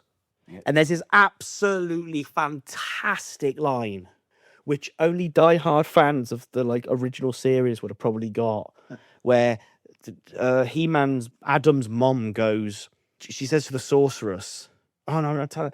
So Skeletor takes over Eternia, takes over with Trapjaw and Karg, Triclops, and Spike-Claw and Goatman, the red dude, and Beastman is there as well. As he's walking, like Adam runs away with Teela, and as they're running away, they get to Castle Grayskull. Adam's mom says, "You need to take them somewhere where he would never find them. Take them to my home planet." Yeah. And because she's an astronaut, isn't she? She crashes into Eternia as an astronaut. And I just love that. I think that's it's so cleverly embedded into it. It's perfect. Yeah. And then Adam obviously loses grip of the sword. Skeletor then does his perfect monologue of My crescendo. yeah, the crescendo. And then everyone's like, ha, that's it. When I raise my fist in the air, it's just so. And then you got Evelyn who goes, "We know for next time." Yep. It's so good. But then and then basically Adam's working this dead end job at this HR firm, where they keep saying these stupid mantras like, "I have the power to do the best I can." Yeah. And I love all that. And then like his desk thing says like his pronouns, he, him. Yeah. He, man. And his flatmate is like watching the Notebook and he's crying his eyes out. And then when He-Man comes back, Adam comes back, he's there like, yeah, bro, how did it go? And stuff like this. But we think that he's telling all this information to us as an audience. He's not. He's on a first date. Yeah. He's on a first date with this. So what am I supposed to say? It's like your parents died in a car accident, like a normal person. Yeah, and basically he's trying to find this sword, isn't he? Yeah. He's trying to find the sword of power. And who's holding the sword of power? I can't remember. What's his name? Torak. That's The it. original concept for He-Man. Yeah. Back in the day when it was meant to be like this Conan the Barbarian type thing. He finds the sword of power. He tries to do all the things. He gets caught by the police. And then it's just so good, isn't it? Yeah, I don't want to give all the spoilers No, away, but yeah, very. The Pig Boy's back. Pig Boy's back in a much, much bigger role. Yeah, that boy's got some pig. Yeah, he and Skeletor's like, "If you don't do this, I'll turn you into a sausage meat like I did with your mama and papa." Yeah. The fight scenes are insane. Yeah, they're really, really well acted. Very well Comedy choreographed. Idris Elba's fantastic. Some really good comedy from here. Yeah, Idris Elba is Man at Arms. Yeah, going from like Luther. Yeah, from kind of being like really honourable to, drunken man in a dungeon. Drunken Man in a Dungeon. Give it up. Yeah. I'm gonna lie next to this sick. Yeah. I don't need anyone to go with me. So in Teela as well, she's trying to prove herself. Yeah. But what I really, really like about the film, it's all based around, like obviously the He-Man stuff, but it's also really, really rooted in like different types of masculinity. Yeah. It doesn't shoehorn that at all. I think there are elements where it's like, I've got to be a man. Yeah. And you're just like, okay. But like you've got his flatmate who is constantly crying at rom-coms. Yeah. You've got He-Man in Man at Arms going like, I need to be the biggest person I need to be. I need to be the big man. Skeletor, who was incredibly bisexual throughout the entire thing, who talks about the long dangling sword below his like neck, down in between his thighs. His like luscious thighs. Yeah. It's when they're sat in the forest and Idris Elba says something. He-Man's like, "Oh, we need to go and kill a load more people," and he says like, "No, that's how you view it. How I view it is people are coming and attacking my family. I have to stop them. I have to stop them." And it's like you said, all these little things add up because I think what they were going for was like He-Man at the end of episodes gave advice. Yes. And it was very much a moral right. He gave people the chance to be something else and be better. Yeah. Which is very much like I've always said, good, strong masculinity is like Gordon Ramsay going in, Yeah. having a fucking go at somebody, Yeah. breaking them down, and then working them back up. Yeah, it's like if you're not, it's like Gordon does it in the best way of like going, if you're not going to fight back, you're not worth it. Yeah. If you've got no passion Then for change, yeah, then you're not in the business. what's You're the not, point? Yeah, you're not in the right. I'm not gonna expend any time on you. Yeah, And if you that's- get angry, it's Yeah. a good thing, but you can't be angry at certain things. You got to be angry at the right time. And He-Man's constantly giving people chances to resolve things without any sort of like physical combat, which I get. Which plays into the fact that he does the HR thing, and when he Yeah. has this battle with Trapjaw, he goes in as a Yeah. PR, HR guy. Yeah. Let's talk this through. I can understand when people would probably say, "Oh, it's woke." I think it's more playing the two sides Yeah. because to be a good dad, it's not going in and hitting your kid. No, It's sitting them down and being like, "Why did you do this? Why did you act that way? Yeah. I just asked you to take the bin out or something." Yeah. And hold it. It's accountability. It's Accountability. Yeah, exactly. holding people to accountability. And what I think I really like about the film as well is I think there was a load because in the original trailer we see the he him the pronoun People thing. really did lose their shit. over People that. hated And that. I thought it was just a funny joke. I 'cause thought his it was a name's joke. He-Man. Yeah, I thought it was He as him. well. He him it's hilarious. Yeah, it's funny. And he's literally wearing the exact same colours as Adam does in It's a pink. Yeah. Yeah, the pink in the white. But also what I really like about it is all of this type of like different types of masculinity and so forth. It's disguised itself to reference how stupid and how silly the He-Man comics and cartoons were. Well, yeah, because they say like, "What did you call him?" He's like, "Fisto." Yeah, because you fist people. But- Oh yeah, I do. Yeah. It's because obviously that's not their name. It's a stupid name. It's a stupid name, a child like a kid's given them. Well, yeah, but yeah, that's what they say. It's Yeah. like because he got flung to earth, and to keep their memory alive, he kind of drew them and stuff and gave them all names, and he gave himself a name, which is He-Man. And then you got like Teela saying like right like when she finds it out, it's like okay. okay, right. Oh, Yeah. Even Idris Elba's a bit like okay. Yeah. Roboto as well. She that's a bloke, isn't it, in the original, I think. Yeah, yeah, And it's a woman who is Ab Custom Rig, isn't it? yeah. It's Christopher. Yeah, And she's she's fucking hilarious. yeah, and the kind of standing with the hands on hips and chortling. Yeah. Oh yeah, right at the end when they do the proper like animated laugh, Yeah. and they just laugh constantly, don't they? Yeah, But Roboto has boucher chest. she has the clear chest, and she says, "Is this a bit revealing?" Yeah, So fucking funny. Cringer at the end as well is like, do we have to? yeah, Should I be wearing armor for this? yeah. And how he like Adam sneaks off to become He-Man, and they're like, we all all know. we all see why does he keep doing it? Yeah. Obviously referencing the cartoon where he disappears and they Yeah, don't know They don't know that it's him. it's the hit, but even though they literally look the same. What I love also as well, and this was a blink in the miss it, and I didn't catch this the first time I saw it. The drawing he does of his family to keep them alive in his mind is the original colours of what they look like in the cartoons. Yeah, yeah. And I thought that was just the fan service in it was Oh yeah, perfect. for the cartoons, for the film and the toys as well. Yeah. Because even like weapons that they're using were like the toys. Yeah, Man at Arms has that stupidly massive, stupidly over Mace. cumbersome mace. Yeah. That looks like it fucking hits like a train. Yeah, Trapjaw looked incredible. yeah, that was cool. I don't know if any of you guys who are listening have heard of or seen the LGN Advanced Dungeons and Dragons toys from the 80s. So like War Duke, Strong Hearts and Zarok. Isn't it not Zarok? Yeah, Zarok. Zarek, the little goblin. Yeah, the little goblin. And like they're really, really fucking cool. They're just cool toys, aren't they? Really. Yeah. In a couple of years ago, NECA redid them in these like really sort of grungy, sort of like high fantasy. It's like made to look a lot more realistic. I don't know why, but Trapjaw made me think of that because the way he looks in the original and what he looks like in this film, Yeah. I thought look absolutely brilliant, absolutely brilliant. Talking of Dungeons and Dragons, it is very much like the Dungeons and Dragons movie. That had a really good Honor Among Thieves, are we talking about? Yeah, The balance between action and comedy yeah, worked fantastic. yeah. It was a really good film. So it's if you liked the D&D Honor Among Thieves, you're gonna like He-Man because it's the same sort of comedy. It is.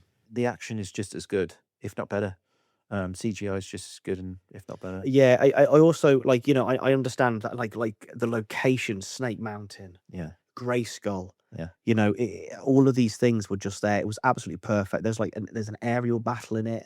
Yeah, I like how like Evelyn starts naming all the things that he's collecting and everything. It's obviously the toys that you collect. Yeah, I thought that was quite cool. and like it's like there's another fantastic bit where they get trapped. All the heroes of Eternia, Mechanic, Ramman, Fisto. Hell yeah, I do. All of the heroes of Eternia. So they break out, and the Queen song plays. It's Princes of the Universe, and it's all slow motion. There's smoke. There's all this stuff, and they're like doing all these the cool guy, don't look at explosion kind of thing, and fucking Fisto like just flips his hair back, and it's all, and then as they keep going, Teela and He-Man go like, they'll start coughing because of the smoke, the dust. and the dust. It's just like dribble coughing like. yeah, he just. And There's a really good part. And then they have the battle, like, don't they? Yeah. And then it's like, it's Fisto and Ramman. And he says something like I like something like fist people, and he goes, Ramman, give them head. Yeah. It's just like Sorry. And I remember seeing it on the title thing before. It was like strong language, comic violence, innuendo. And I was like, what? And I was like, well, there it is. I liked when he's trying to find his sword. He's in that nerd shop, and he goes up to that guy, and the guy's obviously like waiting to meet like some sort of grinder date or something. He's like, "Are you who I've been looking for?" He's like, "Yeah." Like, he's like, "You got what I want?" He's like, "Yeah." It's like, "You got my sword?" What? There's a really nice bit in the thing where he keeps going through, and there's like all these like different references he's going through. And he does his eyes, doesn't he? Like raises his eyebrows in this like really suggestive way. Yeah. And then the real guy comes home and he says like, man, I'm the guy. Yeah. They go ask everyone if they got a sword. They all look like they got swords. I've got a wizard staff. Yeah. Can you stop grinding Torak? He's grinding me.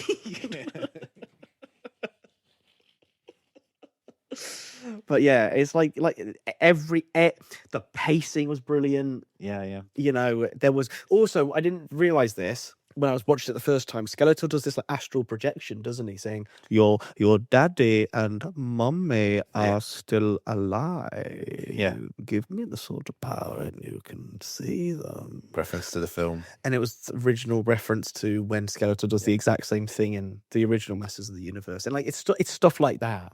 Yeah. It was like there was references in it where you are constantly doing the Leonardo DiCaprio, kind of thing, and that's just cool. Yeah. I find that Even HR Skeletor was funny. oh god, Which it feels like it's a reference to like almost American Psycho.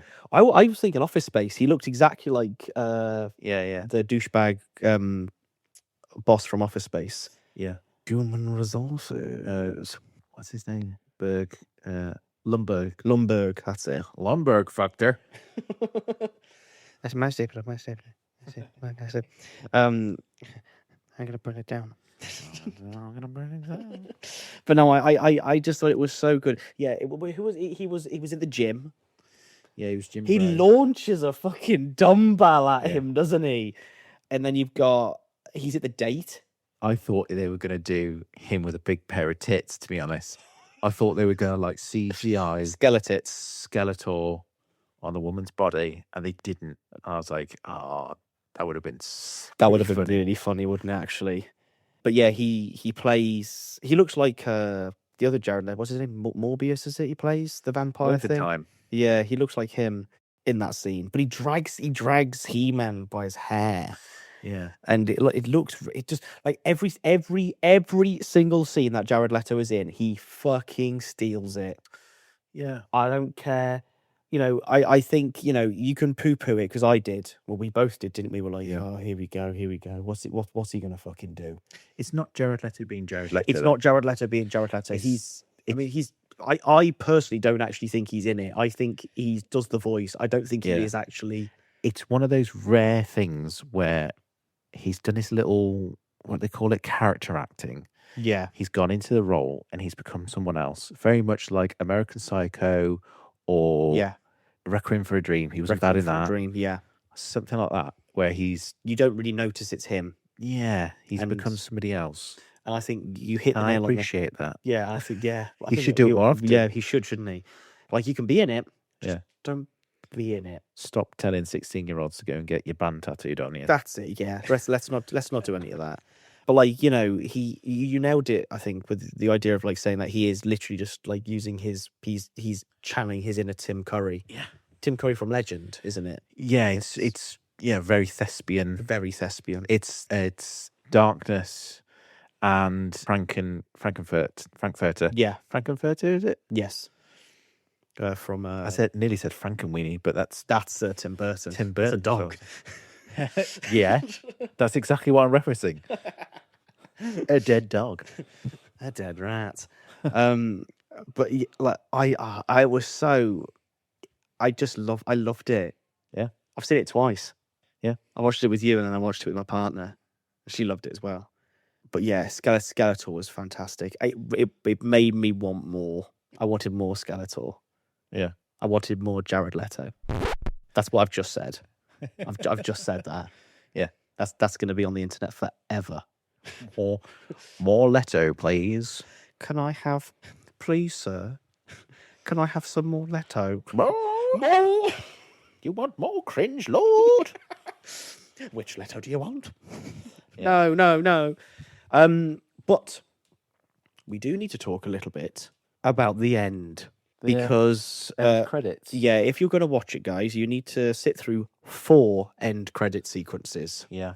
And the first one is Perfect Fan Service. Orko is there. His first live action appearance. He flies in and he tells you about the lesson that you've learned. And then the second 2 are kind of linked together. Mhm. So I would say there are technically 3, but 4 if you count the scenes, where it's Man at Arms and the mum, Adam's mum, talking about the other. And who are they talking about? She-Ra, who then appears in the next scene. And then right at the end, Evelyn comes back and picks up something. A skull. Yeah, a skull. And then the end credits with the Mayor Gold Lion is Skeletor laughing. But they've done it fantastic. They've set, excuse me, they've set up a sequel. Perfect. That's if it makes enough money. And this is Then again, it's got a really high IMDb, 7.1. oh my god, that's really good for a film like For this. a modern film, that's For a modern- really good. Blockbuster. And Blockbuster coming out at the film. same time as Obsession as well. Same time as Obsession, same time as Disclosure Day, the new Spielberg film. Anyone's seeing that. I haven't. I feel that's wait till it's on Prime Film. Yeah, it's I'm going to be that guy. I think it's a psyop. I think Disclosure Day is a really badly done, ham-fisted thing, being like, "Hey, get ready for aliens." yeah, more aliens. Spielberg's doing aliens again. It's like, what? Who's the one guy that we can get to make aliens feel, I don't know, Real? magical and real? Yeah. Oh, the guy that's done how many alien films now? 2? Well, no, he did Keen with a Crystal Skull. True. 3.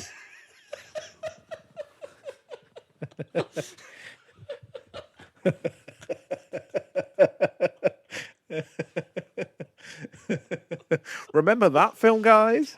Remember Kingdom of the Crystal Skull? I fucking hate going, ooh, an Indiana Jones box set. What's in it? Crystal Skull. Kingdom of And the throw it Crystal away. Skull.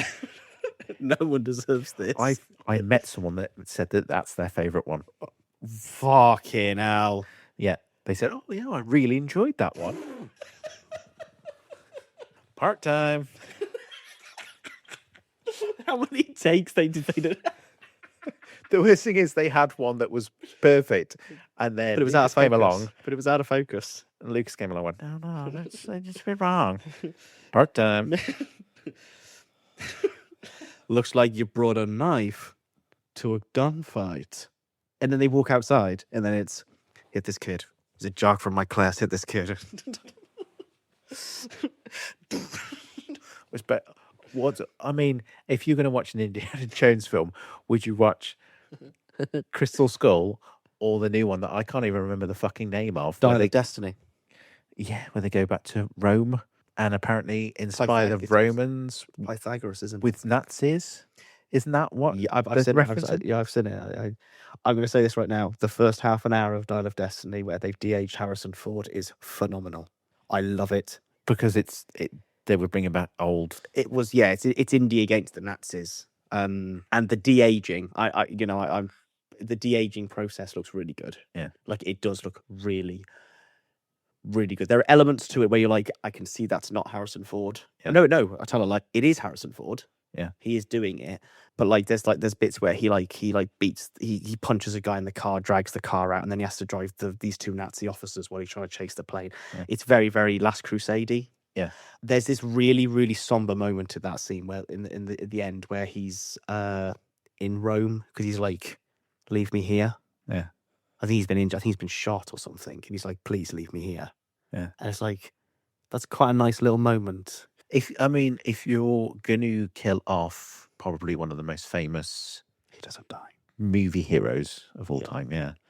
But they don't. Phoebe Waller-Bridge punches him in the face, and then he gets sent back. Fucking prick. Yeah. That would have been so nice. It would have been a really, really nice send-off, wouldn't it? Yeah. Like, leave him there. Him living in what he's been hunting for his whole life. Yeah, he's an archaeologist. That's what he wants to live in the past. That's literally what they do. But yeah, I'm just glad they're not carrying it on. I'm glad they just went, yeah, nobody likes you. We're not going to make another Indiana Jones film with the female lead. No. I mean, she's not bad. She's not bad in it, but she's irritating. Yeah, like really, it's like it's, you know how she's written that way in like Kingdom of the Crystal Skull. It's Ray Winston who is constantly backstabbing Indy. Yeah, she's constantly backstabbing. I'm thinking, fucking hell, do something different. Ray Winston is in an Indiana Jones film. Let that sink in for a minute. Yeah, Ray Winston. Yeah, and Kate Blanchett is a fucking Ukrainian soldier. And he's like, I want to find the skull. She tries to hypnotize him with a skull, and then doesn't it like burn her face off? It burns. Yeah, but it burns her eyes out. Yeah, cool. And then Oxley, John Hurt. Was it one of his last films? Is it his last film? It depends if you count the Doctor Who Day of the Doctor. I don't think. Are you gonna count? Oh yeah, he's the War Doctor, isn't he? He's the War Doctor. Oh dear, your Daleks are coming. The Daleks are coming. Well, yeah, he's and then he get Kingdom of the Crystal Skull is a Sunday afternoon film that you'd stick on while doing other things. Yeah, your dad's fallen asleep to it. Yeah. I don't know if your dad does this, but mine does. I go, oh, it's a really good film I want to show you, Dad. Stick it on. I've seen this. You haven't, Dad. It came out last year. I have seen this. The bloke's in it, and at the end, he does that thing. Yeah, I've seen it. And then he acts uninterested. Watches it. That was really good, actually. Yeah. I hadn't seen that. I fucking know you hadn't seen it, Dad. Because you don't watch films if I don't show you. Yeah, I remember we were watching The Great Escape, and all my dad was doing was like saying who that person was. Yeah, and it's like, that's so and so from The Professionals. That's me. That is. I love doing it. I love it. You know, it's like because I remember because I'd watched The Great Escape in ages. I was like, is that Donald Pleasance? I goes, yeah, it's Donald Pleasance. It's Donald Pleasance. That is from James Bond. I was like, how can you remember Donald Pleasance from Diamonds Are Forever? Yeah. Is it Diamonds Are Forever? No, it's You Only Live Twice, isn't it? I do mainly Blofeld. Star Trek. People that have been in Star Trek. Oh, my. He's in Star Trek. He played that one on that episode, All Places. We were watching In the Nick of Time with Johnny Depp, Chris Walken in it. Yeah. I have to lend it to you. It's fantastic. I found it on DVD the other day. And Christopher Walken sets up Johnny Depp, takes his daughter, and he's like, if you don't go and kill, I think it's like this senator that's going to pass through this bill or something. Yeah. We're going to kill your daughter. And you've got this long to go do it. Here's a gun. Go do it. And throughout the whole film, he's trying to get out of it. Sounds good. And every time he tries to gets out of it, the people he goes to are in on it. Right. It goes very, very, very deep. But the hotel that it's based in, he has like a kind of like dream where he like falls from this like massive elevator, is in the Clint Eastwood film In the Line of Fire. Really? And I went, hang on a second, I know that massive elevator. It's In the Line of Fire. That was a bit like when we were watching The Hidden, and you were like, Oh yeah, that's from, off Heat. That's from Heat. Hang on, that's from Terminator. That's from Terminator 2. No, Terminator 1. Was it Terminator 1? Was where it? he drives into the wall when they're doing the car chase. Terminator 1. Yeah, Terminator 1. Yeah. I don't know why I wish my brain could remember things like my mobile number, or You don't know your phone number? I don't know my phone number. Really? But I can remember where Heat was shot. I can remember the bank Where Heat was shot, which you still need to see Heat. I do, yeah. Fucking fantastic film. Yeah, that's my What, funny enough, walking back from He-Man to the car, and that truck lad went, Heat! Great film! Because I said Heat t-shirt. He didn't say it like that. He said, Heat! It's like I was a celebrity or something. Huh, he did want to borrow Heat. I've always got a copy in my pocket. But no, seriously, guys, go and watch it. Go and watch Heat. I should listen to that, shouldn't I? I should listen to my own advice. Yeah, go watch Heat.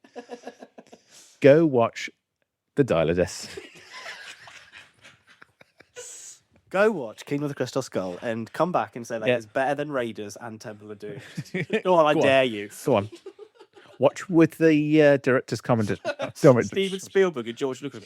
Yeah, well, I like what I like about this scene is it tells you exactly what's going on. Yeah. You can look away, and if you're still listening, you'll know exactly what's going on. You just love when Harrison says a line and it just hits the first time. Yeah. Part time. You're a teacher? Nice one, Shy. Harrison? Ford? Indy?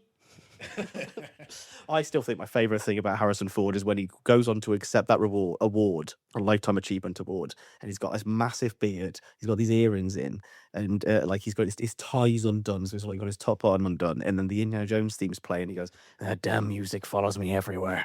Yeah. it's so Harrison Ford. He couldn't give two fucking shits.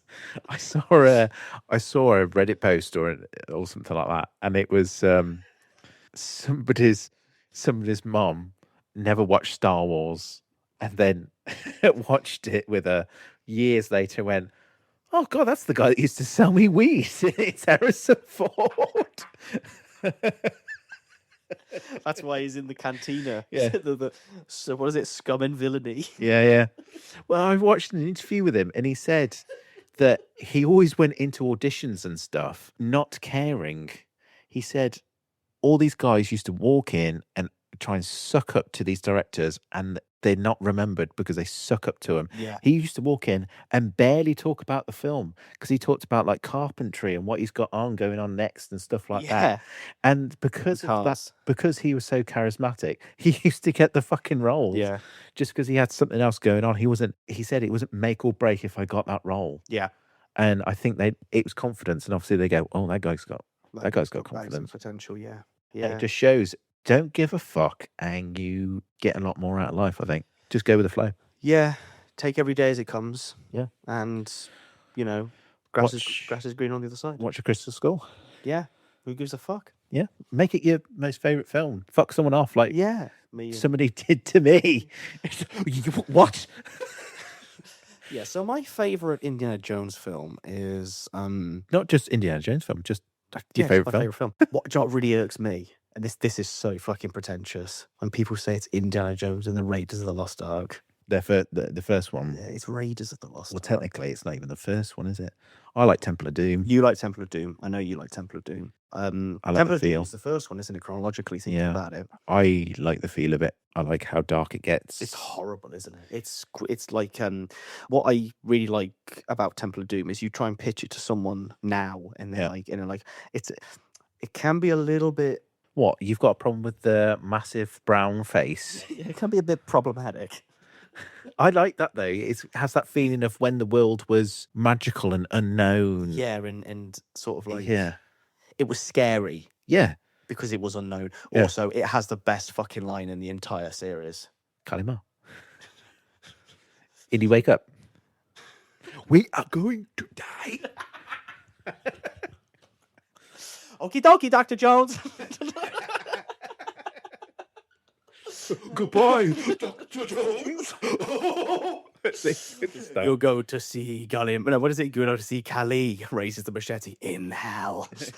Cuts the bridge. No, best line in the entire film, entire series. Fortune and glory, kid. Fortune and glory. And the crescendo. It's like, you know, it's so good.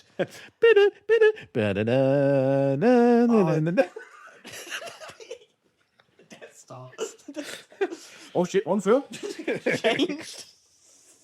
Underneath his leather and his hat. Is that the DL-44?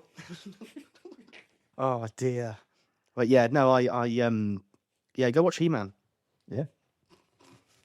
That's all we got. We don't have a trailer for you today, but we do have some Green screens.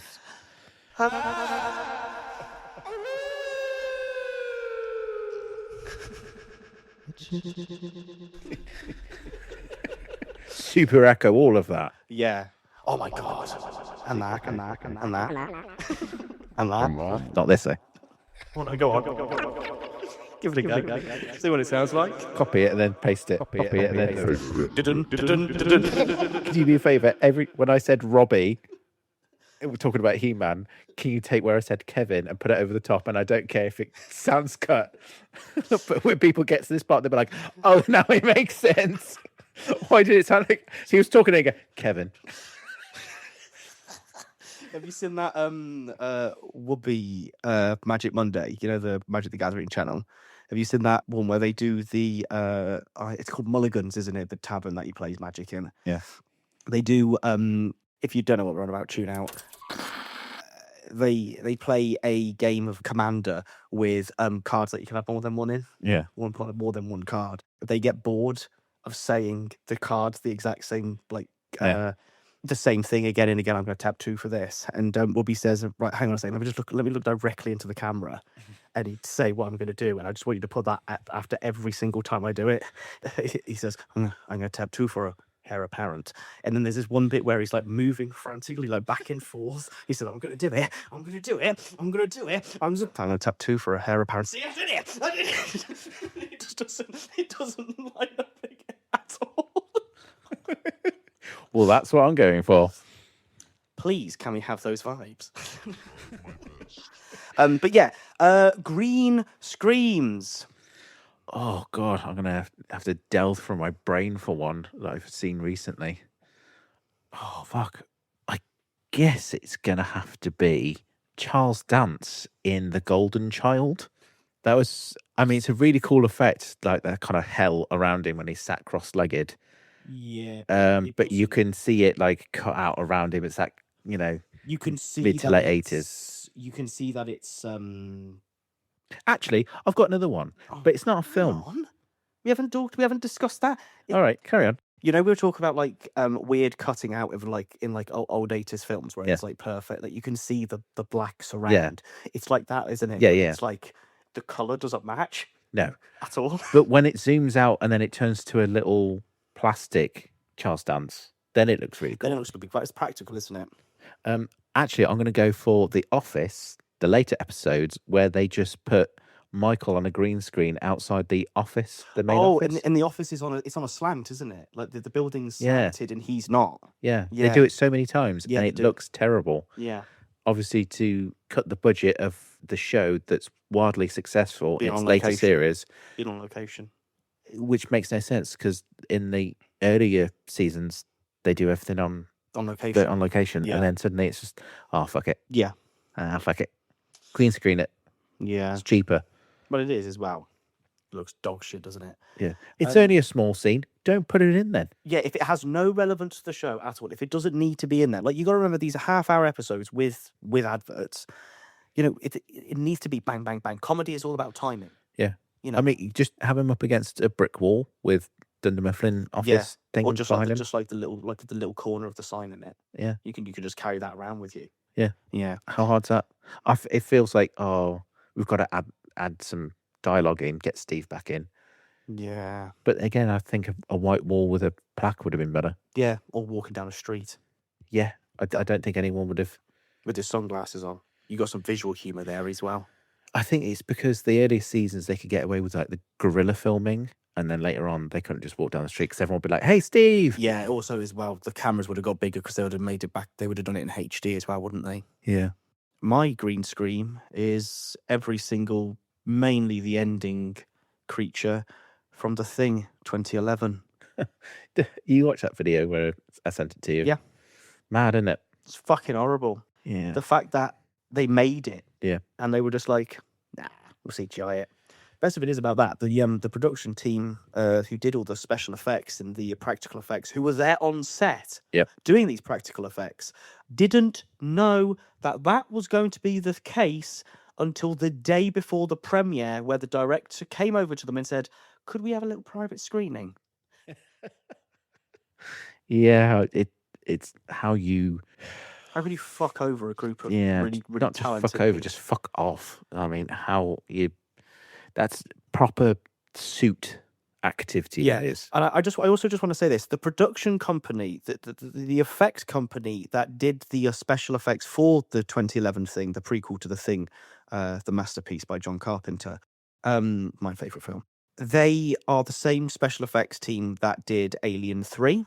They are the same special effects team that brought Goro from Mortal Kombat Yeah. to the big screen. Yeah, including the practical effects with the eye dilating.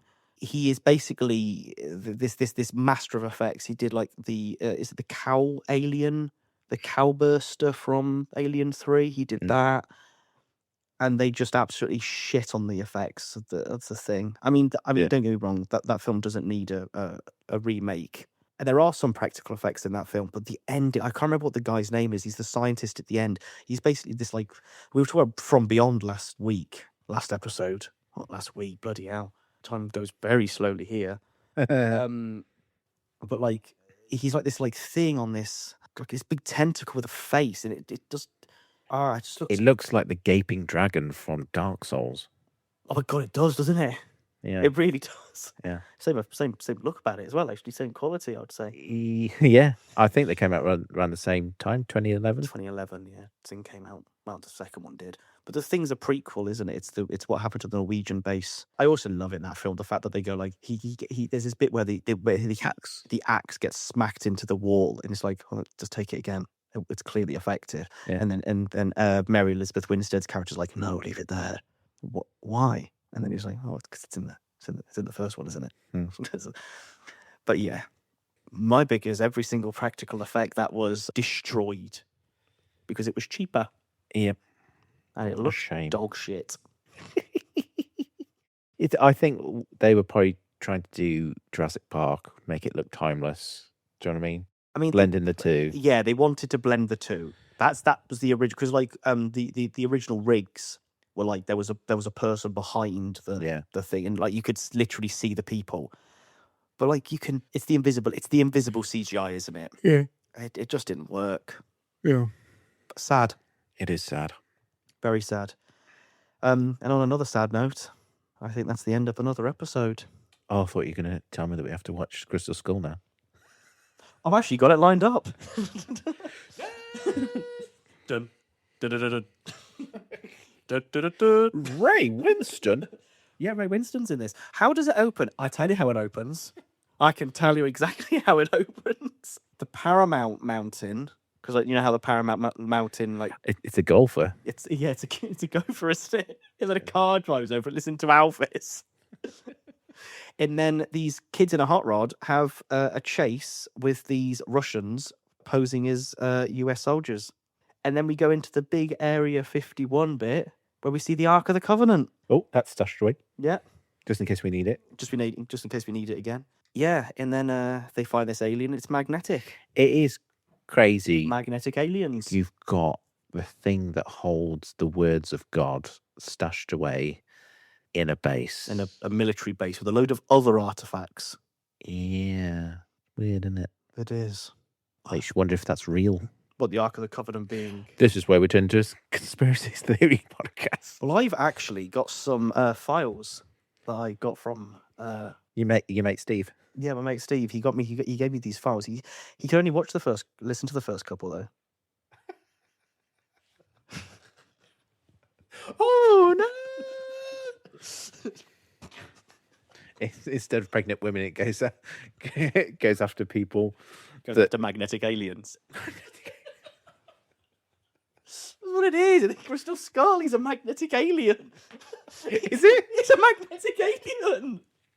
Is it because the crystal skull has like I don't know. magnetic resonance or something? I don't know. There's a bit where they take the coffin out after they've like found destroyed the Ark, the box of the Ark, and all their dog tags and the collars of the guns are like going like in the middle of in the air.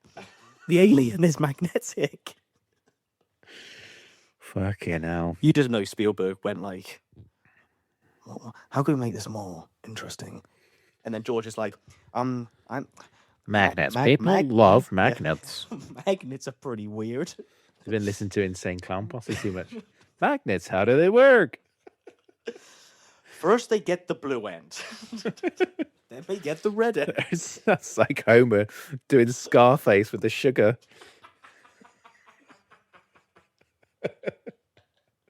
First you get the sugar, then you get the money, then you get the women, then you get the power.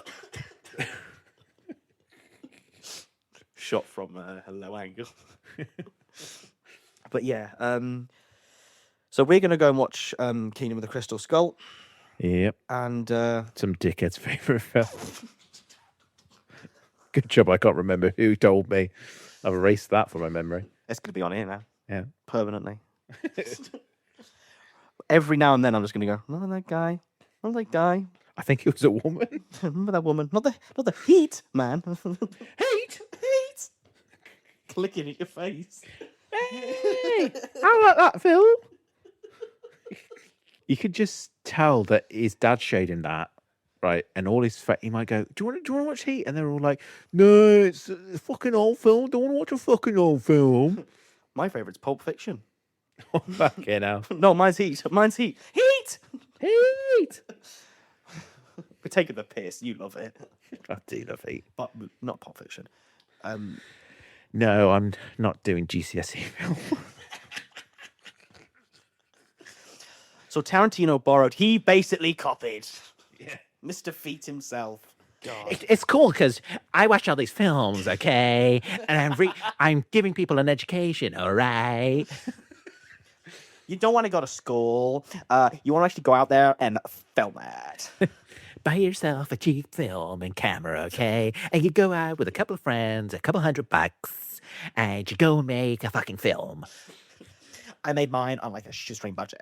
Yeah. And it's like, yeah, in the early 90s. Yeah, in the early 90s. And when straight to video was a thing. Yes, exactly. And you had friends that also made films that helped you out. Reservoir Dogs is a very good film, though. Yeah. His films are better than him. Hey, Annoyingly. who's the guy that sets it all up? The old guy. No, I know who you're on about. I don't know his name. Guess what he was in? Was he in Cyborg? No, he's in Star Trek. Cyrus Red Black With Jeffrey Combs. No, different series. Not was that Deep Space Nine? Deep Space Nine. Jeffrey Combs. He's 4 people. What, in the entire Deep Space Nine? He plays 4 people. And I'm not talking like different seasons. In whole like seasons, he's like 4 Jesus people. Christ! But And you know it's him. Each one's played differently, and it's fantastic. Yeah. The Ferengi one's fantastic. He's so sleazy. Hello, Quark.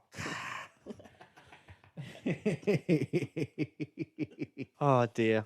But no, we are going to go and watch Kingdom of Crystal Skull, and we will see you No, he won't. He won't see you. In your dreams. Yeah. Don't listen to files that you get off a strange man. That's my bit of That's your advice. human. That's my hemoglobin. Why?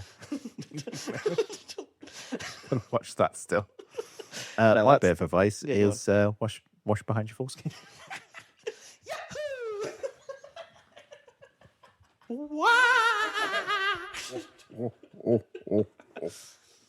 See you guys later. Bye. Bye.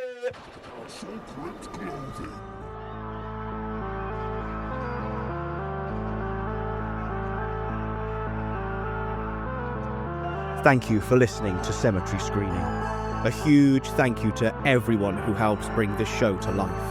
Our intro music composed by Chris Revett, our outro music composed by Yap Middenact, and edited by Tony Tizard. If you'd like to get in touch or follow the show, all our contact information is in the description. Until next time.